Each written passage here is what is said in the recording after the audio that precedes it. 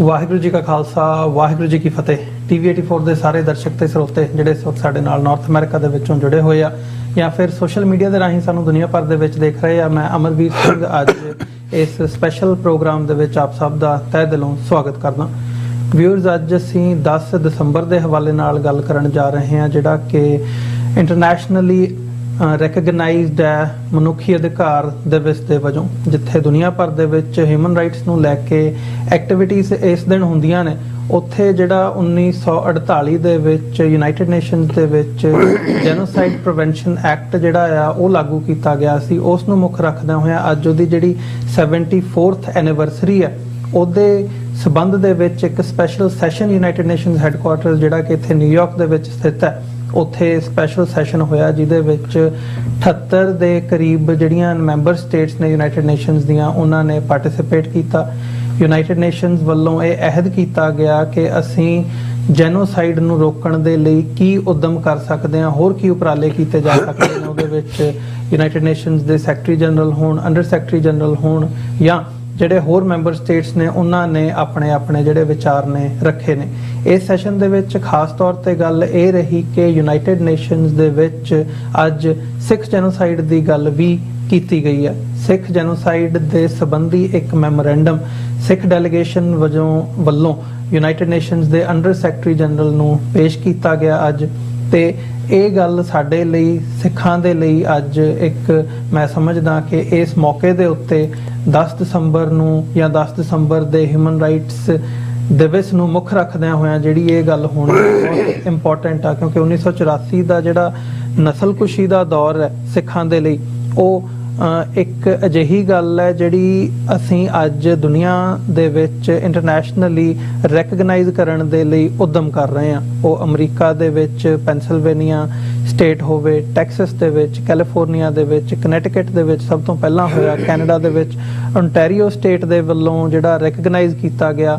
ਸੋ eventually ਅਸੀਂ ਇਹੀ ਦੇਖਦੇ ਹਾਂ ਕਿ ਇਸ 1984 ਦੀ ਸਿੱਖ ਨਸਲਕੁਸ਼ੀ ਨੂੰ ਮਾਨਤਾ ਮਿਲੇ ਅੰਤਰਰਾਸ਼ਟਰੀ ਪੱਧਰ ਦੇ ਉੱਤੇ, ਤੇ ਉਹਦੇ ਤੋਂ ਬਾਅਦ ਉਹਦੀ ਅਕਾਊਂਟੇਬਿਲਿਟੀ ਦੀ ਗੱਲ ਤੁਰੇ। ਸੋ ਅੱਜ ਸਾਡੇ ਨਾਲ ਇਸ ਪੈਨਲ ਡਿਸਕਸ਼ਨ ਦੇ ਵਿੱਚ ਅਸੀਂ ਇਸ ਸਾਰੇ ਦੇ ਉੱਤੇ ਗੱਲਬਾਤ ਕਰਨ ਜਾ ਰਹੇ ਹਾਂ।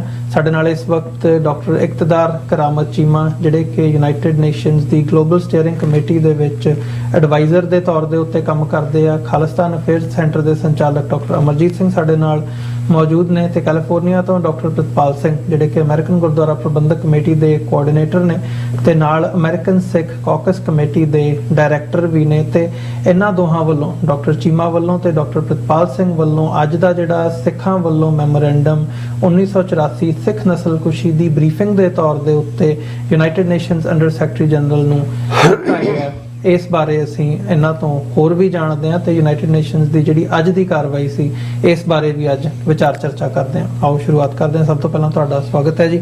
ਵਾਹਿਗੁਰੂ ਜੀ ਕਾ ਖਾਲਸਾ ਵਾਹਿਗੁਰੂ ਜੀ ਕੀ ਫਤਿਹ। ਡਾਕਟਰ ਚੀਮਾ, ਮੈਂ ਸ਼ੁਰੂਆਤ ਤੁਹਾਡੇ ਕੋਲੋਂ ਕਰਨੀ ਚਾਹੂੰਗਾ। ਪਹਿਲਾਂ ਤੇ ਥੋੜਾ ਜਿਹਾ ਜੇ ਤੁਸੀਂ ਯੂਨਾਈਟਿਡ ਨੇਸ਼ਨਸ ਦਾ ਜਿਹੜਾ ਇਹ ਜੈਨੋਸਾਈਡ ਕਨਵੈਨਸ਼ਨ ਦਾ ਹੈਗਾ ਪਾਰਟ, ਇਸ ਨੂੰ ਜੇ ਤੁਸੀਂ ਬਰੀਫ ਕਰ ਸਕੋ। 1948 ਤੋਂ ਲੈ ਕੇ ਅਸੀਂ ਅੱਜ 74ਵੀਂ ਵਰ੍ਹੇਗੰਢ ਮੌਕੇ ਗੱਲ ਕਰ ਰਹੇ ਹਾਂ। ਸੋ ਹੈ ਕਿ ਇਹ ਐਗਜ਼ੈਕਟਲੀ ਪ੍ਰੀਵੈਂਸ਼ਨ ਆਫ ਜੈਨੋਸਾਈਡ, ਤੇ ਇਸ ਨੂੰ ਮੁੱਖ ਰੱਖਦਿਆਂ ਹੋਇਆਂ ਜਿਹੜੀ ਅੱਜ ਦਾ ਸੈਸ਼ਨ ਸੀ ਉਹ ਕੀ ਉਹਦੇ ਮਾਇਨੇ ਨੇ? ਬਹੁਤ ਬਹੁਤ ਧੰਨਵਾਦ ਅਮਰਵੀਰ ਸਿੰਘ ਜੀ। ਸਭ ਤੋਂ ਪਹਿਲਾਂ ਸਾਡੇ ਦੇਖਣ ਵਾਲੇ ਸਾਰੇ ਦਰਸ਼ਕਾਂ ਨੂੰ, ਸੁਣਨ ਵਾਲੇ ਸਰੋਤਿਆਂ ਨੂੰ ਅਸਲਾਮ ਅਲੈਕੁਮ ਤੇ ਵਾਹਿਗੁਰੂ ਜੀ ਕਾ ਖਾਲਸਾ ਵਾਹਿਗੁਰੂ ਜੀ ਕੀ ਫਤਿਹ। ਦੇਖੋ, ਯੂਨਾਈਟਿਡ ਨੇਸ਼ਨਸ ਦੀ ਜਦੋਂ ਆਪਾਂ ਗੱਲ ਕਰਦੇ ਹਾਂ ਤੇ ਇਹ 9 ਦਸੰਬਰ ਨੂੰ convention on prevention of genocide ਜਿਹੜਾ 9 ਦਸੰਬਰ 1948 ਚ ਪਾਸ ਹੋਇਆ, ਤੇ 10 ਦਸੰਬਰ ਨੂੰ UN ਹਿਊਮਨ ਰਾਈਟਸ ਡੇ ਹੁੰਦਾ, ਕਿਉਂਕਿ ਉਹਨੂੰ ਜਿਹੜਾ ਹਿਊਮਨ ਰਾਈਟਸ ਕਨਵੈਨਸ਼ਨ ਸੀ ਉਹ ਹੋਇਆ। ਥੋੜਾ ਜਿਹਾ ਮੈਂ ਬੈਕਗਰਾਉਂਡ ਜਾਣਨਾ ਚਾਹਾਂਗਾ ਵੀ ਇਹਨਾਂ ਨੂੰ ਕਰਨ ਦੀ ਜ਼ਰੂਰਤ ਕਿਉਂ ਪਈ ਅੱਜ ਤੋਂ 74-75 ਸਾਲ ਪਹਿਲਾਂ। ਯੂਨਾਈਟਿਡ ਨੇਸ਼ਨਸ ਜਦੋਂ ਹੋਣ ਚਾਹੀਏ ਤੇ ਇਸ ਤੋਂ ਪਹਿਲਾਂ ਇੱਕ ਲੀਗ ਆਫ ਨੇਸ਼ਨਸ ਹੁੰਦੀ ਸੀ ਜੀ, ਤੇ ਜਿਸ ਵੇਲੇ ਸੈਕੰਡ ਵਰਲਡ ਵਾਰ ਮੁੱਕ ਰਹੀ ਸੀ ਤੇ ਉਸ ਵੇਲੇ ਇੱਕ ਡਮਬਾਰਟਨ ਓਕ ਪ੍ਰਪੋਜ਼ਲ ਆਇਆ, ਜਿਹਦੇ ਵਿੱਚ ਮੁੱਖ ਜਿਹੜੀ ਚੀਜ਼ ਸੀਗੀ ਉਹ ਇਹ ਸੀਗੀ ਵੀ ਲੋਕਾਂ ਨੂੰ ਰਾਈਟ ਟੂ ਸੈਲਫ ਡਿਟਰਮੀਨੇਸ਼ਨ ਦਿੱਤਾ ਜਾਵੇ, ਕਿਉਂਕਿ ਉਸ ਵੇਲੇ ਬਹੁਤ ਸਾਰੀਆਂ ਕੌਮਾਂ ਜਿਹੜੀਆਂ ਸੀਗੀਆਂ ਉਹ ਗੁਲਾਮ ਸੀਗੀਆਂ ਜਾਂ ਕਲੋਨੀਲਾਈਜ਼ ਵਰਲਡ 'ਚ ਰਹਿੰਦੀਆਂ ਸੀਗੀਆਂ। ਜਿਸ ਤਰ੍ਹਾਂ ਬਰਤਾਨੀਆ ਜਿਹੜਾ ਸੀ ਉਹ ਬਹੁਤ ਦੁਨੀਆ ਦੇ ਵੱਡੇ ਖਿੱਤੇ ਤੇ ਕਾਬਜ਼ ਸੀਗਾ, ਇਸੇ ਤਰ੍ਹਾਂ ਫ੍ਰੈਂਚ ਕਾਲੋਨੀਜ਼ ਬਹੁਤ ਜ਼ਿਆਦਾ ਸੀਗੀਆਂ, ਸਪੈਨਿਸ਼ ਕਾਲੋਨੀਜ਼ ਸੀਗੀਆਂ। ਜੀ। ਸੋ ਇੱਕ ਡਮਬਾਰਟਨ ਹੋਰ ਪ੍ਰਪੋਜ਼ਲ ਪਹਿਲਾਂ ਬਣਾਇਆ ਗਿਆ। ਉਹਦਾ ਮੁੱਖ ਜਿਹੜਾ ਸੀਗੀ ਉਹਦੀ ਕਲੌਜ਼ ਸੀ ਉਹ ਸੀ ਕਿ ਲੋਕਾਂ ਨੂੰ ਰਾਈਟ ਟੂ ਸੈਲਫ ਡਿਟਰਮੀਨੇਸ਼ਨ ਹੋਵੇ, ਕੌਮਾਂ ਨੂੰ ਆਪਣੇ ਭਵਿੱਖ ਦਾ, ਆਪਣੇ ਦੇਸ਼ਾਂ ਦਾ, ਉਹਨਾਂ ਨੇ ਕਿੱਥੇ ਰਹਿਣਾ ਵਾ ਫੈਸਲਾ ਕਰਨ ਦਾ ਇੱਕ ਅਧਿਕਾਰ ਹੋਣਾ ਚਾਹੀਦਾ। ਉਹਦੇ ਹੇਠ ਫਿਰ ਜਿਹੜਾ ਲੋਕਾਂ ਨੇ ਔਰ ਉਸੇ ਡਮਬਾਰਟਨ ਓਕ ਪ੍ਰਪੋਜ਼ਲ ਨੂੰ ਬੇਸ ਬਣਾਉਂਦਿਆਂ ਹੋਇਆ ਇੱਕ ਸੰਸਥਾ ਜਿਹੜੀ ਆ ਹੋਣ ਚਾਹੁੰਦੀ ਹੈ ਜਿਹਦਾ ਨਾਮ ਹੁੰਦਾ ਯੂਨਾਈਟਿਡ ਨੇਸ਼ਨਸ। ਜਦੋਂ ਯੂਨਾਈਟਿਡ ਨੇਸ਼ਨਸ ਹੋਣ ਚਾਹੀ ਤਾਂ ਉਹਦਾ ਬੇਸਿਕ ਜਿਹੜਾ ਚੀਜ਼ ਸੀ ਲੋਕਾਂ ਨੂੰ ਰਾਈਟ ਆਫ ਸੈਲਫ ਡਿਟਰਮੀਨੇਸ਼ਨ ਦੇਣਾ ਉਹਦਾ ਮੁੱਖ ਆਧਾਰ ਬਣਿਆ ਜੀ। ਪਰ ਜਦੋਂ ਲੋਕ ਆਪਣੇ ਮਨੁੱਖੀ ਅਧਿਕਾਰਾਂ ਦੀ ਗੱਲ ਕਰਦੇ ਆ, ਜਦੋਂ ਰਾਈਟ ਟੂ ਸੈਲਫ ਡਿਟਰਮੀਨੇਸ਼ਨ ਦੀ ਗੱਲ ਕਰਦੇ ਤਾਂ ਫਿਰ ਉਹਦੀ ਪਰਸੀਕਿਊਸ਼ਨ ਵੀ ਹੁੰਦੀ ਆ, ਉਹ ਉਹਨਾਂ ਨੂੰ ਫਿਰ ਜੈਨੋਸਾਈਡ ਦਾ ਸ਼ਿਕਾਰ ਵੀ ਕੀਤਾ ਜਾਂਦਾ। ਔਰ ਉਸ ਤੋਂ ਪਹਿਲਾਂ ਤੁਹਾਨੂੰ ਪਤਾ ਹੀ ਆ ਕਿ ਨਾਜ਼ੀ ਜਰਮਨੀ ਨੇ ਕਿਸ ਤਰ੍ਹਾਂ ਜਿਹੜਾ ਵਾ ਉਹ ਜੂਜ਼ ਦੀ ਜੈਨੋਸਾਈਡ ਕੀਤੀ ਜੀ। ਇਸੇ ਤਰ੍ਹਾਂ ਜਿਹੜਾ ਜੈਪਨੀਜ਼ ਨੇ ਚਾਈਨੀਜ਼ ਲੋਕਾਂ ਦੀ ਜੈਨੋਸਾਈਡ ਵੀ ਕੀਤੀ, ਜਿਹੜੀ ਬਹੁਤ ਜ਼ਿਆਦਾ ਜਿਹਦੇ ਬਾਰੇ ਵਿਚਾਰ ਚਰਚਾ ਨਹੀਂ ਹੁੰਦੀ।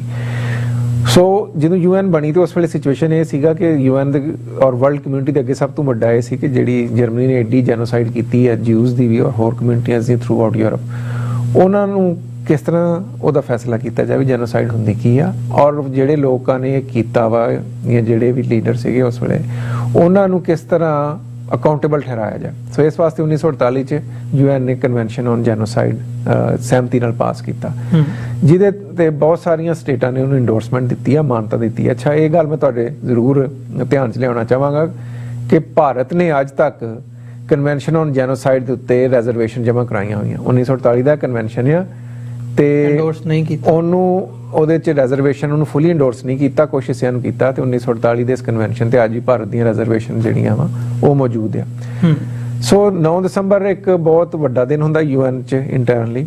ਉਸ ਦਿਨ ਇਹਨੂੰ ਵਰ੍ਹੇਗੰਢ ਦੇ ਤੌਰ ਤੇ ਕਨਵੈਨਸ਼ਨ ਔਨ ਜੈਨੋਸਾਈਡ ਨੂੰ ਮਨਾਇਆ ਜਾਂਦਾ UN ਹੈੱਡਕੁਆਰਟਰਸ। ਜਿਹੜਾ ਅੱਜ ਦਾ ਸਮਾਗਮ ਸੀਗਾ ਇਹ ਬਹੁਤ ਹੀ ਵਿਸ਼ੇਸ਼ ਸਮਾਗਮ ਸੀਗਾ ਕਿਉਂਕਿ ਤੁਹਾਨੂੰ ਪਤਾ ਕਿ ਕੋਵਿਡ ਦੇ ਚੱਲਦਿਆਂ UN ਦੇ ਬਹੁਤ ਸਾਰੇ ਸੈਸ਼ਨ ਜਿਹੜੇ ਆ ਫਿਜ਼ੀਕਲੀ ਨਹੀਂ ਹੋਏ ਜੀ, ਔਰ ਸਾਰਾ ਕੁਝ ਜਿਹੜਾ ਸੀਗਾ ਉਹ ਜ਼ੂਮ ਰਾਹੀਂ ਹੁੰਦਾ ਰਿਹਾ। ਸੋ ਹੁਣ ਕਿਉਂਕਿ ਕੋਵਿਡ ਦੀ ਪੋਸਟ ਕੋਵਿਡ ਵਰਲਡ 'ਚ ਜਿਹੜਾ UN ਨੇ ਫਿਰ ਹੁਣ ਹੈੱਡਕੁਆਰਟਰ ਦੇ ਵਿੱਚ ਮੀਟਿੰਗਸ ਕਰਨੀਆਂ ਸ਼ੁਰੂ ਕੀਤੀਆਂ। ਤੁਹਾਨੂੰ ਪਤਾ UN ਜਨਰਲ ਅਸੈਂਬਲੀ ਜਿਹੜਾ ਵਰਲਡ ਲੀਡਰਸ ਦਾ ਬਹੁਤ ਵੱਡਾ ਸਮਾਗਮ ਹੁੰਦਾ ਉਹ ਵੀ ਆਨਲਾਈਨ ਹੁੰਦਾ ਰਿਹਾ ਵਾ, ਉਹ 'ਚ ਵੀ ਆਨਲਾਈਨ ਲੋਕ ਆ ਕੇ ਸਮਾਗਮ 'ਚ ਐਡਰੈਸ ਕਰਦੇ ਰਹੇ।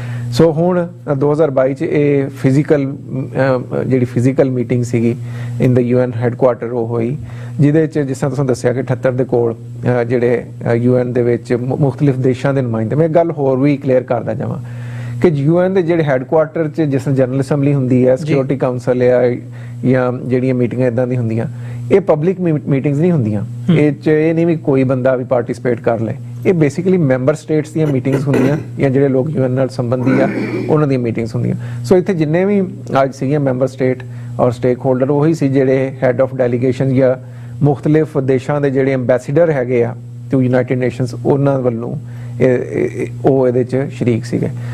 ਉਹਦੇ 'ਚ ਜਿਹੜਾ ਹੈ ਉਹ UN ਸੈਕਟਰੀ ਜਨਰਲ ਅੰਟੋਨੀਓ ਗੁਟਾਰੇਸ ਦਾ ਸੁਨੇਹਾ ਵੀ ਲੋਕਾਂ ਨੇ ਸੁਣਿਆ ਵੀ ਉਹਨਾਂ ਦੇ ਕੀ ਵਿਚਾਰ ਆ। ਫਿਰ UN ਦੀ ਜਿਹੜੀ ਜਨਰਲ ਅਸੈਂਬਲੀ ਉਹਦੇ ਪ੍ਰੈਜ਼ੀਡੈਂਟ ਔਰ UN ਦੀ ਜਿਹੜੀ ਨਵੀਂ ਅੰਡਰ ਸੈਕਟਰੀ ਜਨਰਲ ਤੇ special adviser of prevention of genocide ਹੈਗੇ ਆ LS ਦਰੀਤੋ, ਉਹ ਲੋਕਲ ਹੋਸਟ ਸੀਗੇ। ਇਸ ਤੋਂ ਪਹਿਲਾਂ ਮਿਸਟਰ ਡੈਮਨ ਡਿਆਂਗ ਸਨ UN ਦੇ ਅੰਡਰ ਸੈਕਟਰੀ ਜਨਰਲ ਜਿਹੜੇ ਰਿਟਾਇਰ ਹੋ ਗਏ, ਤੇ ਮੈਡਮ ਦਰੀਟੋ ਦਾ ਜਿਹੜਾ ਸੀਗਾ ਇਹ ਪਹਿਲਾ ਸੀਗਾ ਪ੍ਰੋਗਰਾਮ ਜਿਹਦੇ ਤੇ ਉਹਨਾਂ ਨੇ ਪੂਰੀ ਮੈਂਬਰ ਸਟੇਟ ਦੇ ਸਾਹਮਣੇ ਆਪਣਾ ਪੱਖ ਬੀਇੰਗ ਦਾ ਨਿਊ ਅੰਡਰ ਸੈਕਟਰੀ ਜਨਰਲ ਰੱਖਿਆ। ਹਾਂਜੀ, ਸੋ ਉਸ ਹਿਸਾਬ ਨਾਲ ਇਹ ਬਹੁਤ ਵੱਡਾ ਸਮਾਗਮ ਸੀਗਾ।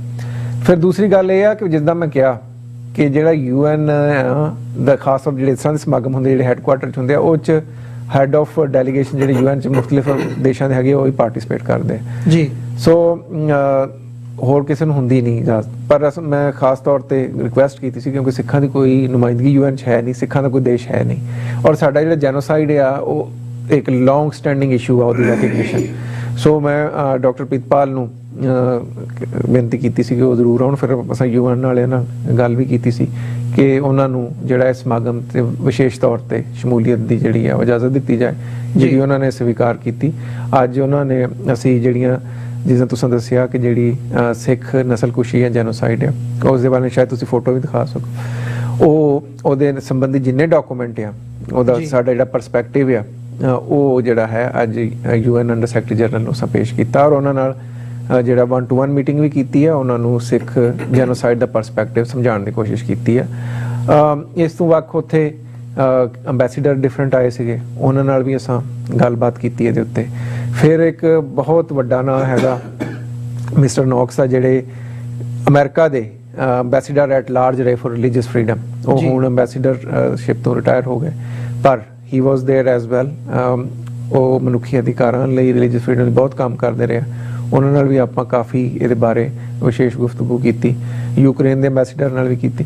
ਸੋ ਉਸ ਹਿਸਾਬ ਨਾਲ ਇਹ ਬਹੁਤ ਵਧੀਆ ਸਮਾਗਮ ਸੀਗਾ। ਇੱਕ ਤੇ ਇਸ ਹਿਸਾਬ ਨਾਲ ਕਿ ਪੋਸਟ ਕੋਵਿਡ ਵਰਲਡ 'ਚ ਦੁਨੀਆ ਇਕੱਠੀ ਹੋਈ, ਉਸ ਮੌਕੇ ਤੇ ਸਾਡੀ ਕੁਛ ਨਾ ਕੁਛ ਰਿਪਰੈਜ਼ੈਂਟੇਸ਼ਨ ਜਿਹੜੀ ਆ, ਕੋਈ ਦੇਸ਼ ਨਾ ਹੋਣ ਦੇ ਬਾਵਜੂਦ, ਦੇਸ਼ ਨਾ ਹੋਣੀ ਕੌਮ ਹੈ ਆਪਣੀ, ਪਰ ਇਹ ਅਕਾਲ ਪੁਰਖ ਦੀ ਮਿਹਰ ਆ, ਬਾਬੇ ਦਾ ਆਪਣਾ ਕੰਮ ਹੈ ਕਿ ਇਦਾਂ ਸਟੇਟ ਨਾ ਹੋਣ ਦੇ ਬਾਵਜੂਦ ਵੀ ਅੱਜ ਉੱਥੇ ਸਿੱਖ ਜੈਨੋਸਾਈਡ ਦੀ ਗੱਲ ਹੋਈ, ਔਰ ਜਿਹੜਾ ਵਾ UN ਅੰਡਰ ਸੈਕਟਰੀ ਜਨਰਲ ਨੂੰ ਪ੍ਰੋਪਰਲੀ ਮੈਮੋਰੈਂਡਮ ਦਿੱਤਾ ਗਿਆ। ਜੀ ਨਹੀਂ, ਇੱਕ ਚੰਗਾ ਕਦਮ ਹੈ ਮੈਂ ਸਮਝਦਾ ਜਦੋਂ ਜੈਨੋਸਾਈਡ ਦੀ ਰੈਕਗਨੀਸ਼ਨ ਦੇ ਹਵਾਲੇ ਨਾਲ ਅਸੀਂ ਦੇਖਦੇ ਹਾਂ। ਡਾਕਟਰ ਸਾਹਿਬ ਕਿਵੇਂ ਦੇਖਦੇ ਹੋ ਇਸ ਪਾਰਟ ਨੂੰ, ਖਾਸ ਤੌਰ ਤੇ ਜਿਹੜਾ ਮੈਮੋਰੈਂਡਮ ਦਿੱਤਾ ਗਿਆ ਆ ਯੂਨਾਈਟਿਡ ਨੇਸ਼ਨਸ ਦੇ ਅੰਡਰ ਸੈਕਟਰੀ ਜਨਰਲ ਨੂੰ?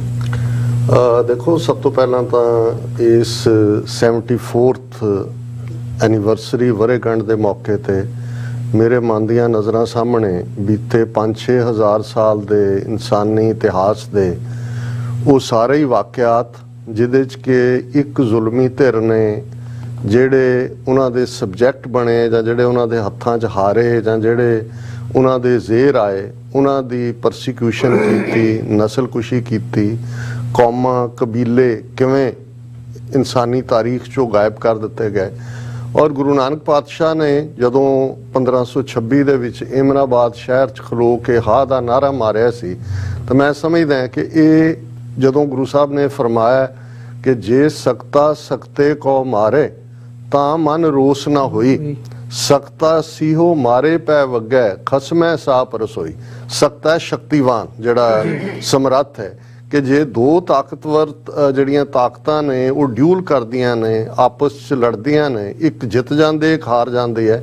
ਗੁਰੂ ਸਾਹਿਬ ਕਹਿੰਦੇ ਨੇ ਕੋਈ ਰਿਗਰੈਟ ਨਹੀਂ ਹੈ, ਕੋਈ ਉਸ ਦਾ ਅਫਸੋਸ ਨਹੀਂ ਹੈ। ਪਰ ਜਦੋਂ ਇੱਕ ਧਿਰ ਹਾਵੀ ਹੋ ਕੇ ਦੂਸਰਿਆਂ ਨੂੰ ਇੱਜੜ ਵਾਂਗ ਟਰੀਟ ਕਰੇ ਔਰ ਉਹਨਾਂ ਤੇ ਜ਼ੁਲਮ ਕਰੇ, ਤੇ ਫਿਰ ਜਿਹੜਾ ਉਹਨਾਂ ਦਾ ਮਾਲਕ ਹੈ ਉਸ ਦੀ ਆਨਸਰੇਬਿਲਿਟੀ ਹੈ, ਅਕਾਊਂਟੇਬਿਲਿਟੀ ਹੈ। ਔਰ ਇਹਦੇ 'ਚੋਂ ਹੀ ਇਹ ਹੂਕ ਉੱਠੀ ਸੀ ਕਿ ਏਤੀ ਮਾਰ ਪਈ ਕੁਰਲਾਣੇ ਤੈਂਕੀ ਦਰਦ ਨਾ ਆਇਆ। ਪਰ ਇਹਨਾਂ 5 ਸਦੀਆਂ 'ਚ ਵੀ ਇਹ ਕੁਝ ਜਾਰੀ ਰਿਹਾ।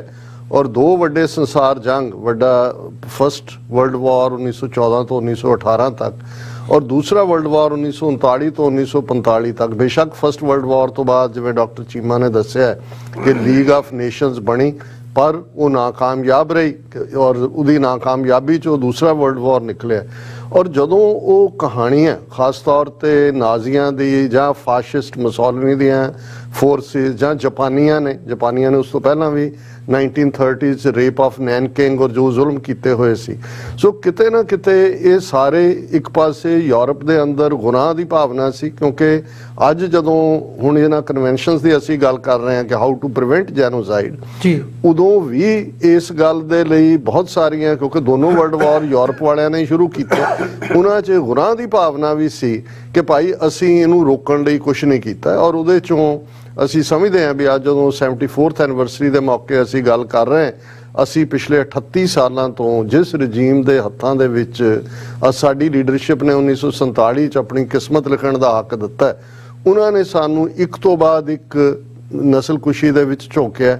ਔਰ ਅਸੀਂ ਜਿਸ ਅਦਾਰੇ ਰਾਹੀਂ ਅੱਜ ਦੇ ਪਲੇਟਫਾਰਮ ਤੋਂ ਗੱਲ ਕਰ ਰਹੇ ਹਾਂ, TV 84 ਆਪਣੇ ਆਪ 'ਚ ਸਾਡੇ ਲਈ ਯਾਦ ਦਹਾਨੀ ਹੈ ਕਿ ਅਸੀਂ ਜਦੋਂ ਲੈਸਟ ਵੀ ਫੋਰਗੇਟ ਅਸੀਂ ਕਹਿੰਦੇ ਹਾਂ ਕਿ ਅਸੀਂ ਭੁੱਲਣਾ ਨਹੀਂ ਹੈ, ਤੇ ਉਹ ਇਹੀ ਗੱਲ ਹੈ ਕਿ ਜੇ ਇਨਸਾਨੀ ਨਸਲ ਇਹ ਯਾਦ ਰੱਖੇ ਕਿ ਭਾਈ ਉਹਨਾਂ ਨੇ ਕਿੱਥੇ ਗੁਨਾਹ ਕੀਤੇ ਨੇ, ਉਸ ਦੀ ਜਿਹੜੀ ਹੈ ਉਸ ਨੂੰ ਮੰਨਣ ਔਰ ਦੁਬਾਰਾ ਨਾ ਕਰਨ ਦਾ ਅਹਿਦ ਹੋਏ।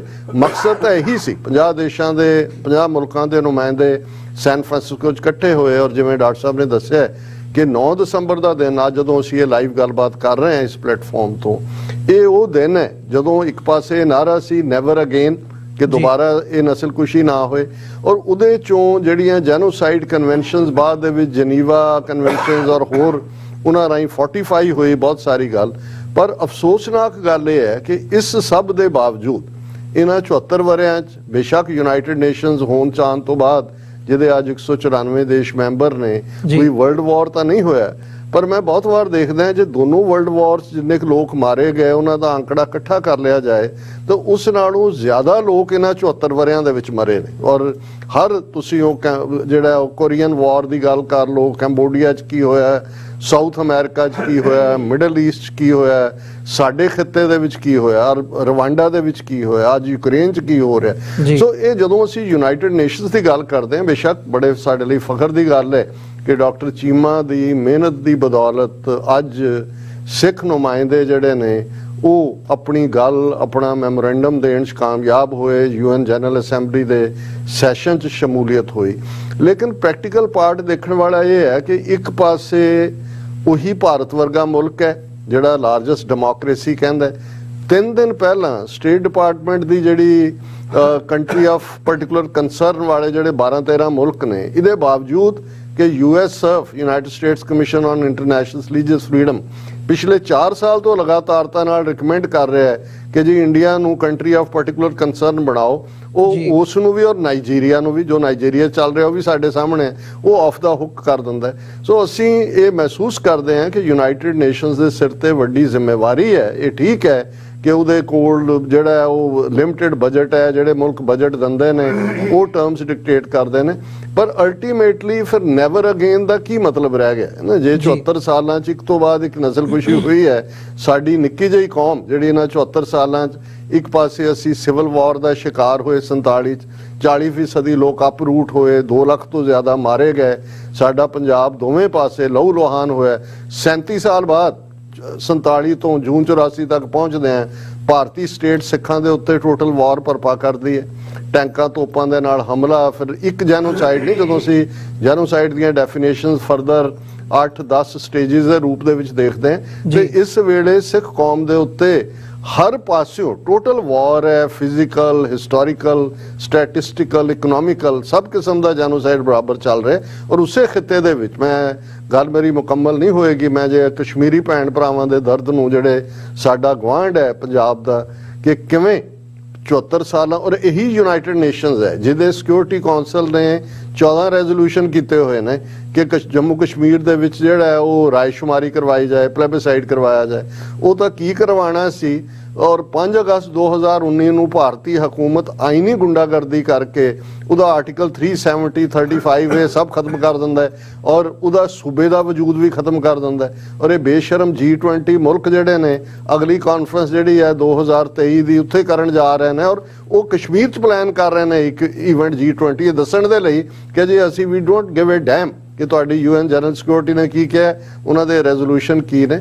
ਸੋ ਬੇਸ਼ੱਕ ਹੋਪ ਜਿਹਨੂੰ ਕਹਿੰਦੇ ਨੇ hoping against hope is the folly of human nature, ਅਸੀਂ ਵੀ ਉਹਦਾ ਸ਼ਿਕਾਰ ਹਾਂ ਜ਼ਰੂਰ, ਆਸ ਵੀ ਹੈ ਕੋਈ ਤਬਦੀਲੀ ਹੋਏ। ਲੇਕਿਨ ਜੇ ਨਹੀਂ ਵੀ ਹੁੰਦੀ, ਘੱਟੋ ਘੱਟ ਜਿਹੜੇ ਅਸੀਂ ਸਫ਼ਰ ਕਰ ਰਹੇ ਲੋਕ ਹੈ, ਸਾਨੂੰ ਜਿਹੜਾ ਪਲੇਟਫਾਰਮ ਮਿਲੇ ਅਸੀਂ ਆਪਣਾ ਗੱਲ ਤਾਂ ਕਰੀਏ। ਔਰ ਮੈਂ ਡਾਕਟਰ ਇਕਬਾਲ ਕਰਾਮਤ ਚੀਮਾ ਮੈਂ ਹਮੇਸ਼ਾ ਕਹਿੰਦਾ ਵੀ ਜਿਹੜੀ ਸਾਂਝ ਗੁਰੂ ਨਾਨਕ ਸਾਹਿਬ ਦੀ ਬਾਣੀ ਔਰ ਭਾਈ ਮਰਦਾਨੇ ਦੀ ਰਬਾਬ ਦੀ ਸੀ ਉਹ ਅਕਾਲ ਪੁਰਖ ਨੇ ਜਾਰੀ ਰੱਖੀ ਹੋਈ ਹੈ। ਜਿਵੇਂ ਸਿੰਗਲ ਹੈਂਡਡਲੀ ਇਹਨਾਂ ਨੇ ਸਾਡੇ ਕੇਸ ਨੂੰ UN ਤੱਕ ਪਹੁੰਚਾਇਆ, USCIRF ਦੀ ਰਿਪੋਰਟ ਤੱਕ, ਇੰਟਰਫੇਥ ਲੈਵਲ ਦੇ ਉੱਤੇ ਯੂਨਾਈਟਿਡ ਨੇਸ਼ਨਸ ਦੇ ਉਸ ਜਿਹੜੀ ਡੈਕਲੇਰੇਸ਼ਨ ਆਫ ਫੇਥ ਸੀ ਉਹਦੇ 'ਚ ਗੁਰਬਾਣੀ ਦੀਆਂ 3 ਤੁਕਾਂ ਦੀ ਸ਼ਮੂਲੀਅਤ ਸੇ ਇਹ ਗੁਰੂ ਦੀ ਆਪਣੀ ਕਲਾ ਹੈ। ਔਰ ਮੈਂ ਨਿਰਾਸ਼ਾ ਦੇ ਉੱਤੇ ਆਪਣਾ ਕਮੈਂਟ ਕਲੋਜ਼ ਨਹੀਂ ਕਰਨਾ ਚਾਹੁੰਦਾ। ਮੈਂ ਸਮਝਦਾ ਵੀ ਅਸੀਂ 18ਵੀਂ ਸਦੀ 'ਚ ਵੀ ਇੱਕ ਤੋਂ ਬਾਅਦ ਇੱਕ ਨਸਲਕੁਸ਼ੀ ਦਾ ਸ਼ਿਕਾਰ ਹੋਏ। ਜਦੋਂ ਵਰਡ ਅਜੇ ਜੈਨੋਸਾਈਡ ਜਾਂ ਐਥਨਿਕ ਕਲੀਨਜ਼ਿੰਗ ਜਾਂ ਹੋਲੋਕਾਸਟ ਨਹੀਂ ਵੀ ਘੜੇ ਗਏ ਸੀ, ਅਸੀਂ ਘੱਲੂਘਾਰਾ ਲਫ਼ਜ਼ ਕਿਉਂਕਿ ਸਾਡੀ ਕੌਮ ਨੇ 18ਵੀਂ ਸਦੀ 'ਚ 2 ਘੱਲੂਘਾਰੇ ਜਿਹੜੀ ਟੋਟਲ ਵਾਰ ਸੀ ਸਿੱਖਾਂ ਦੇ ਅਗੇਂਸਟ, ਅਸੀਂ ਉਹਦੇ 'ਚੋਂ ਵੀ ਸਰਵਾਈਵ ਕਰਕੇ ਮਜ਼ਬੂਤ ਹੋ ਕੇ ਨਿਕਲੇ। ਉਸ ਧਰਤੀ ਤੇ ਅਸੀਂ ਸੱਚ, ਹੱਕ, ਇਨਸਾਫ ਦਾ ਰਾਜ ਮਹਾਰਾਜਾ ਰਣਜੀਤ ਸਿੰਘ ਦੇ ਰੂਪ 'ਚ, ਸਰਕਾਰੇ ਖਾਲਸਾ ਦੇ ਰੂਪ 'ਚ ਸਿਰਜਿਆ। ਅੱਜ ਵੀ 74-75 ਸਾਲਾਂ ਤੋਂ ਜਿਨ੍ਹਾਂ ਨੇ ਸਾਨੂੰ ਟੋਟਲ ਵਾਰ ਸਾਡੇ ਤੇ ਥੋਪੀ ਹੋਈ ਹੈ, ਅਸੀਂ ਅਲਟੀਮੇਟਲੀ ਇਹਨਾਂ ਨੂੰ ਡਿਫੀਟ ਕਰਾਂਗੇ।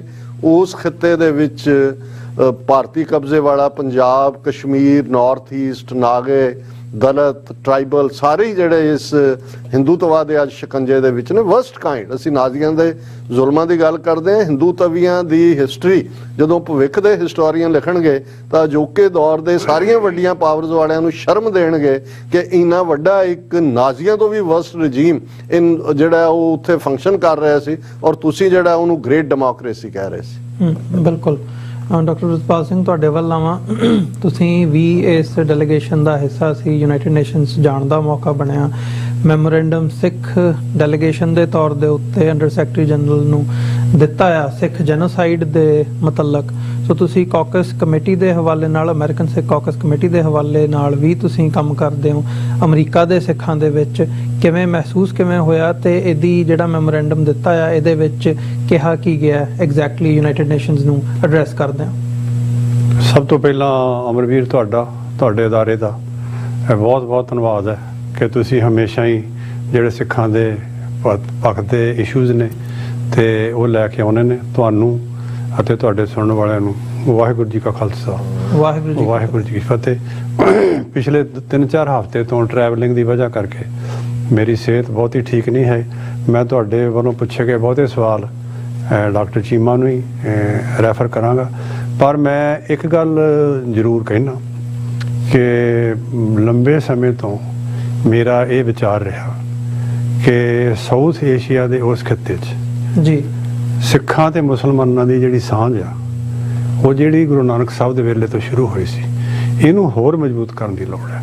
ਜਿਉਂ-ਜਿਉਂ ਇਹ ਮਜ਼ਬੂਤ ਹੋਏਗੀ ਤਿਉਂ-ਤਿਉਂ ਇੱਕ ਤਾਂ ਸਾਡੇ ਜਿਹੜੇ ਆਪਣੇ ਕੁਝ ਡਿਫਰੈਂਸਿਸ, ਕੁਝ ਸਮੇਂ ਦੇ ਨਾਲ ਜਿਹੜੀ ਟਰਬੂਲੈਂਸ ਆਈ ਸੀ ਉਹ ਦੂਰ ਹੋਏਗੀ, ਪਲੱਸ ਅਸੀਂ ਇਕੱਠੇ ਕੰਮ ਵੀ ਕਰਾਂਗੇ। ਮੈਂ ਨਿੱਜੀ ਤੌਰ ਤੇ ਵੀ, ਕਮਿਊਨਿਟੀ ਵੱਲੋਂ ਵੀ ਡਾਕਟਰ ਚੀਮਾ ਦੇ ਅਸੀਂ ਬੜੇ ਧੰਨਵਾਦੀ ਹਾਂ ਕਿ ਅਸੀਂ 20 ਸਾਲ ਤੋਂ ਇਕੱਠੇ ਕੰਮ ਕਰ ਰਹੇ ਹਾਂ।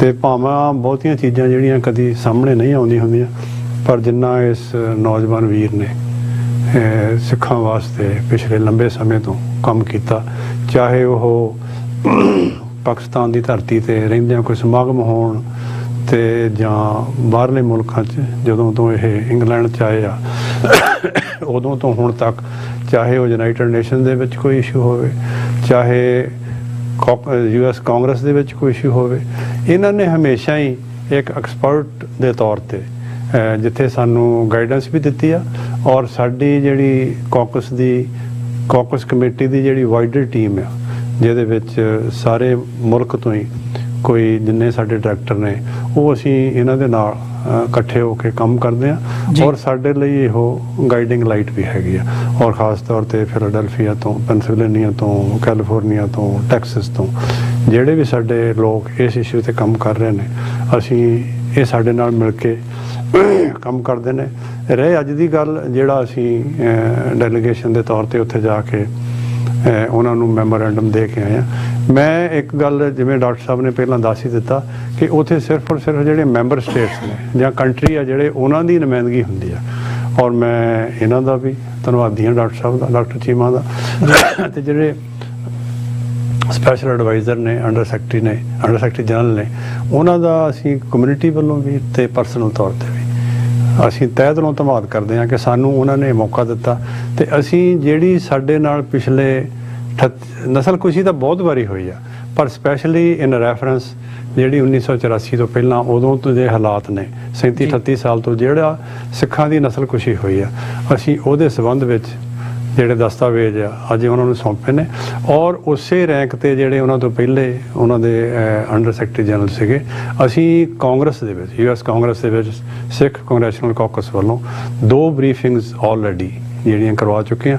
ਇੱਥੇ ਮੈਂ ਇੱਕ ਗੱਲ ਹੋਰ ਵੀ ਦੱਸਣੀ ਚਾਹੁੰਦਾ ਕਿ ਇਹ ਅਸੀਂ ਕਰਵਾਈਆਂ ਜ਼ਰੂਰ ਨੇ, ਪਰ ਇਹ ਇੰਨਾ ਸੌਖਾ ਕੰਮ ਨਹੀਂ ਹੁੰਦਾ। ਇਹ ਇੱਕ ਬਰੀਫਿੰਗ ਤੁਸੀਂ ਕਰਾਉਣੀ ਆ, ਉਹਦੀ ਤਿਆਰੀ ਵਾਸਤੇ 4-5 ਮਹੀਨੇ ਲੱਗ ਜਾਂਦੇ। ਅੱਜ ਵਾਲਾ ਵੀ ਜਿਹੜਾ ਸਮਾਗਮ ਸੀ, it's not a small thing. ਸਾਡੇ ਲਈ ਬੜੀ ਮਾਣ ਵਾਲੀ ਗੱਲ ਹੈ ਕਿ ਅਸੀਂ ਇੱਕ ਸਿੱਖ ਨੁਮਾਇੰਦੇ ਦੇ ਤੌਰ ਤੇ ਅਸੀਂ ਅੱਜ ਉੱਥੇ ਗਏ ਹਾਂ, ਔਰ ਉਸ ਪਲੇਟਫਾਰਮ ਤੇ ਅਸੀਂ ਆਪਣਾ ਜਿਹੜੀ ਗੱਲ ਆ ਉਹ ਕਹਿਣ ਦੇ ਕਾਬਲ ਹੋਏ ਆ, ਔਰ ਅਸੀਂ ਆਪਣਾ ਮੈਮੋਰੈਂਡਮ ਜਿਹੜਾ ਉਹ ਉਹਨਾਂ ਨੂੰ ਦੇ ਕੇ। ਮੈਮੋਰੈਂਡਮ ਬਾਰੇ ਦੱਸੋ ਵੀ ਉਸ ਦੇ ਵਿੱਚ ਤੁਸੀਂ ਮੰਗ ਕੀ ਕਿਹਾ? ਅਸੀਂ ਬੇਸਿਕਲੀ ਉਹਨਾਂ ਨੂੰ ਇਹ ਕਿਹਾ ਕਿ ਜਿਸ ਤਰ੍ਹਾਂ ਬਾਕੀ ਕੌਮਾਂ ਦੇ ਨਾਲ ਜੀ ਇੱਥੇ ਨਸਲਕੁਸ਼ੀ ਹੋਈ ਆ, ਸਿੱਖ ਵੀ ਉਹਦੇ ਥੱਲੇ ਆਉਂਦੇ ਨੇ। ਔਰ ਜਿਹੜੀ ਸਿੱਖਾਂ ਦੀ ਨਸਲਕੁਸ਼ੀ ਹੋਈ ਆ, ਤੁਸੀਂ ਉਹਦਾ ਵੀ ਧਿਆਨ ਕਰੋ ਔਰ ਆਉਣ ਵਾਲੇ ਸਮੇਂ ਵਿੱਚ ਇਹਦੀ ਰੈਕੋਗਨੀਸ਼ਨ ਹੋਣੀ ਚਾਹੀਦੀ ਆ।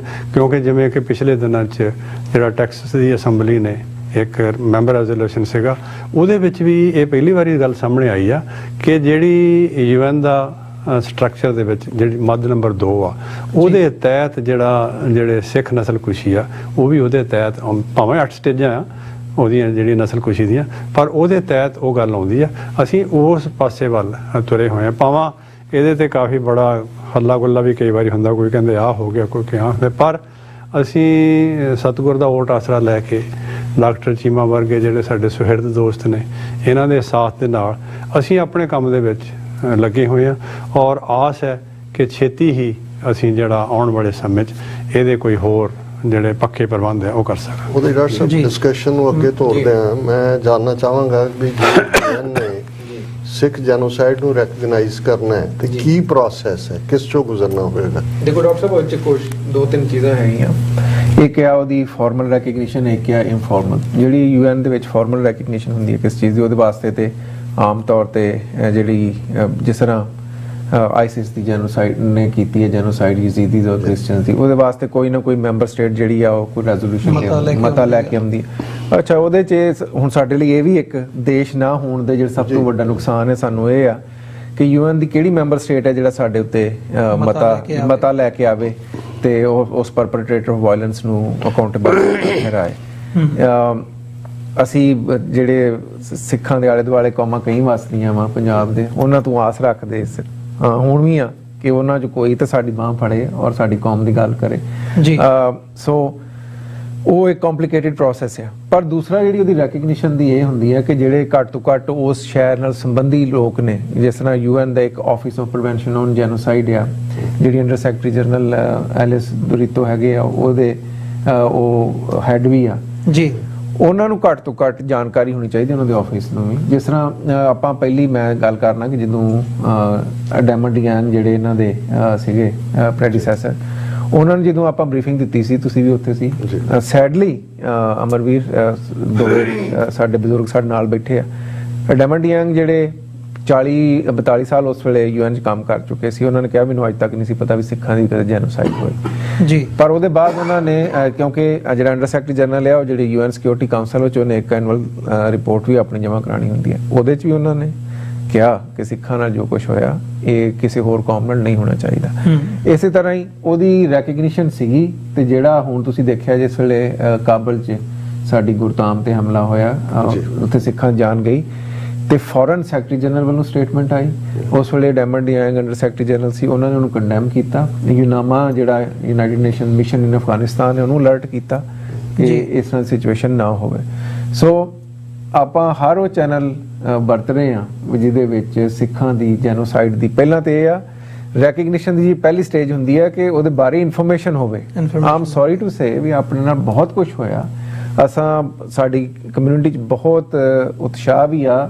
ਔਰ ਮੈਂ ਉਹਨਾਂ ਸਾਰਿਆਂ ਵੀਰਾਂ ਭੈਣਾਂ ਨੂੰ ਜਿਹੜੇ ਕਿਸੇ ਵੀ ਸੂਰਤ 'ਚ ਆਪਣੀ ਕੌਮ ਨਾਲ ਜੋ ਵਿਤਕਰੇ ਹੋਏ ਆ ਜਾਂ ਨਸਲਕੁਸ਼ੀ ਹੋਈ ਆ, ਉਹਦੇ 'ਚ ਜਿਸ ਰੂਪ 'ਚ ਵੀ ਉਹ ਕੋਸ਼ਿਸ਼ ਕਰ ਰਹੇ ਆ, ਭਾਵੇਂ ਉਹ ਜਿਹੜੇ ਆਪਾਂ ਮੁਜ਼ਾਹਰੇ ਕਰੀਦੇ ਆ ਉਹ ਹੁਣ ਜਿਨ੍ਹਾਂ ਲੋਕਾਂ ਨੇ ਰਿਸਰਚ ਕੀਤੀ ਉਹਨਾਂ ਦਾ ਵੀ ਬਹੁਤ ਵੱਡਾ ਕੰਟਰੀਬਿਊਸ਼ਨ ਹੈ। ਪਰ ਗੱਲ ਇਹ ਹੈ ਕਿਉਂਕਿ ਸਾਡੀ ਕੋਈ ਅਪਰੋਚ ਹੈ ਨਹੀਂ UN 'ਚ, ਤੇ ਜਿੰਨੀ ਦੇਰ ਆਪਾਂ ਉਹਨਾਂ ਨੂੰ ਇਹ ਪਰਸਪੈਕਟਿਵ ਨਹੀਂ ਦਿੰਦੇ, ਪਹਿਲੀ ਤਾਂ ਗੱਲ ਹੈ ਕ੍ਰੀਏਟ ਦਾ ਅਵੇਅਰਨੈਸ। ਮੈਂ ਅੱਜ ਮੈਨੂੰ ਇਹ ਗੱਲ ਕਰਦਿਆਂ ਜਿਹੜਾ ਅਫਸੋਸ ਵੀ ਹੋ ਰਿਹਾ ਕਿ ਇੰਨੀ ਦੇਰ ਦੇ ਆਪਾਂ ਇੱਥੇ ਬਹੁਤ ਕੁਝ ਕਰ ਰਹੇ ਹਾਂ। ਅੱਜ ਮੈਂ ਉੱਥੇ ਜਿੰਨਿਆਂ ਵੀ ਲੋਕਾਂ ਨੂੰ ਸਿੱਖ ਜੈਨੋਸਾਈਡ ਬਾਰੇ ਆਪਾਂ ਨੇ ਜਿੰਨੇ ਲੋਕਾਂ ਨਾਲ ਲੌਬਿੰਗ ਕੀਤੀ, ਉਹਨਾਂ ਨੂੰ ਦੱਸਿਆ, ਬਰੀਫ ਕੀਤਾ ਵੀ ਆਪਣੇ ਨਾਲ ਇਹ ਹੋਇਆ, ਉਹਨਾਂ ਮੈਜੋਰਟੀ ਨੂੰ ਨਹੀਂ ਸੀ ਪਤਾ ਕਿ ਸਿੱਖ ਜੈਨੋਸਾਈਡ ਵੀ ਹੋਈ ਆ।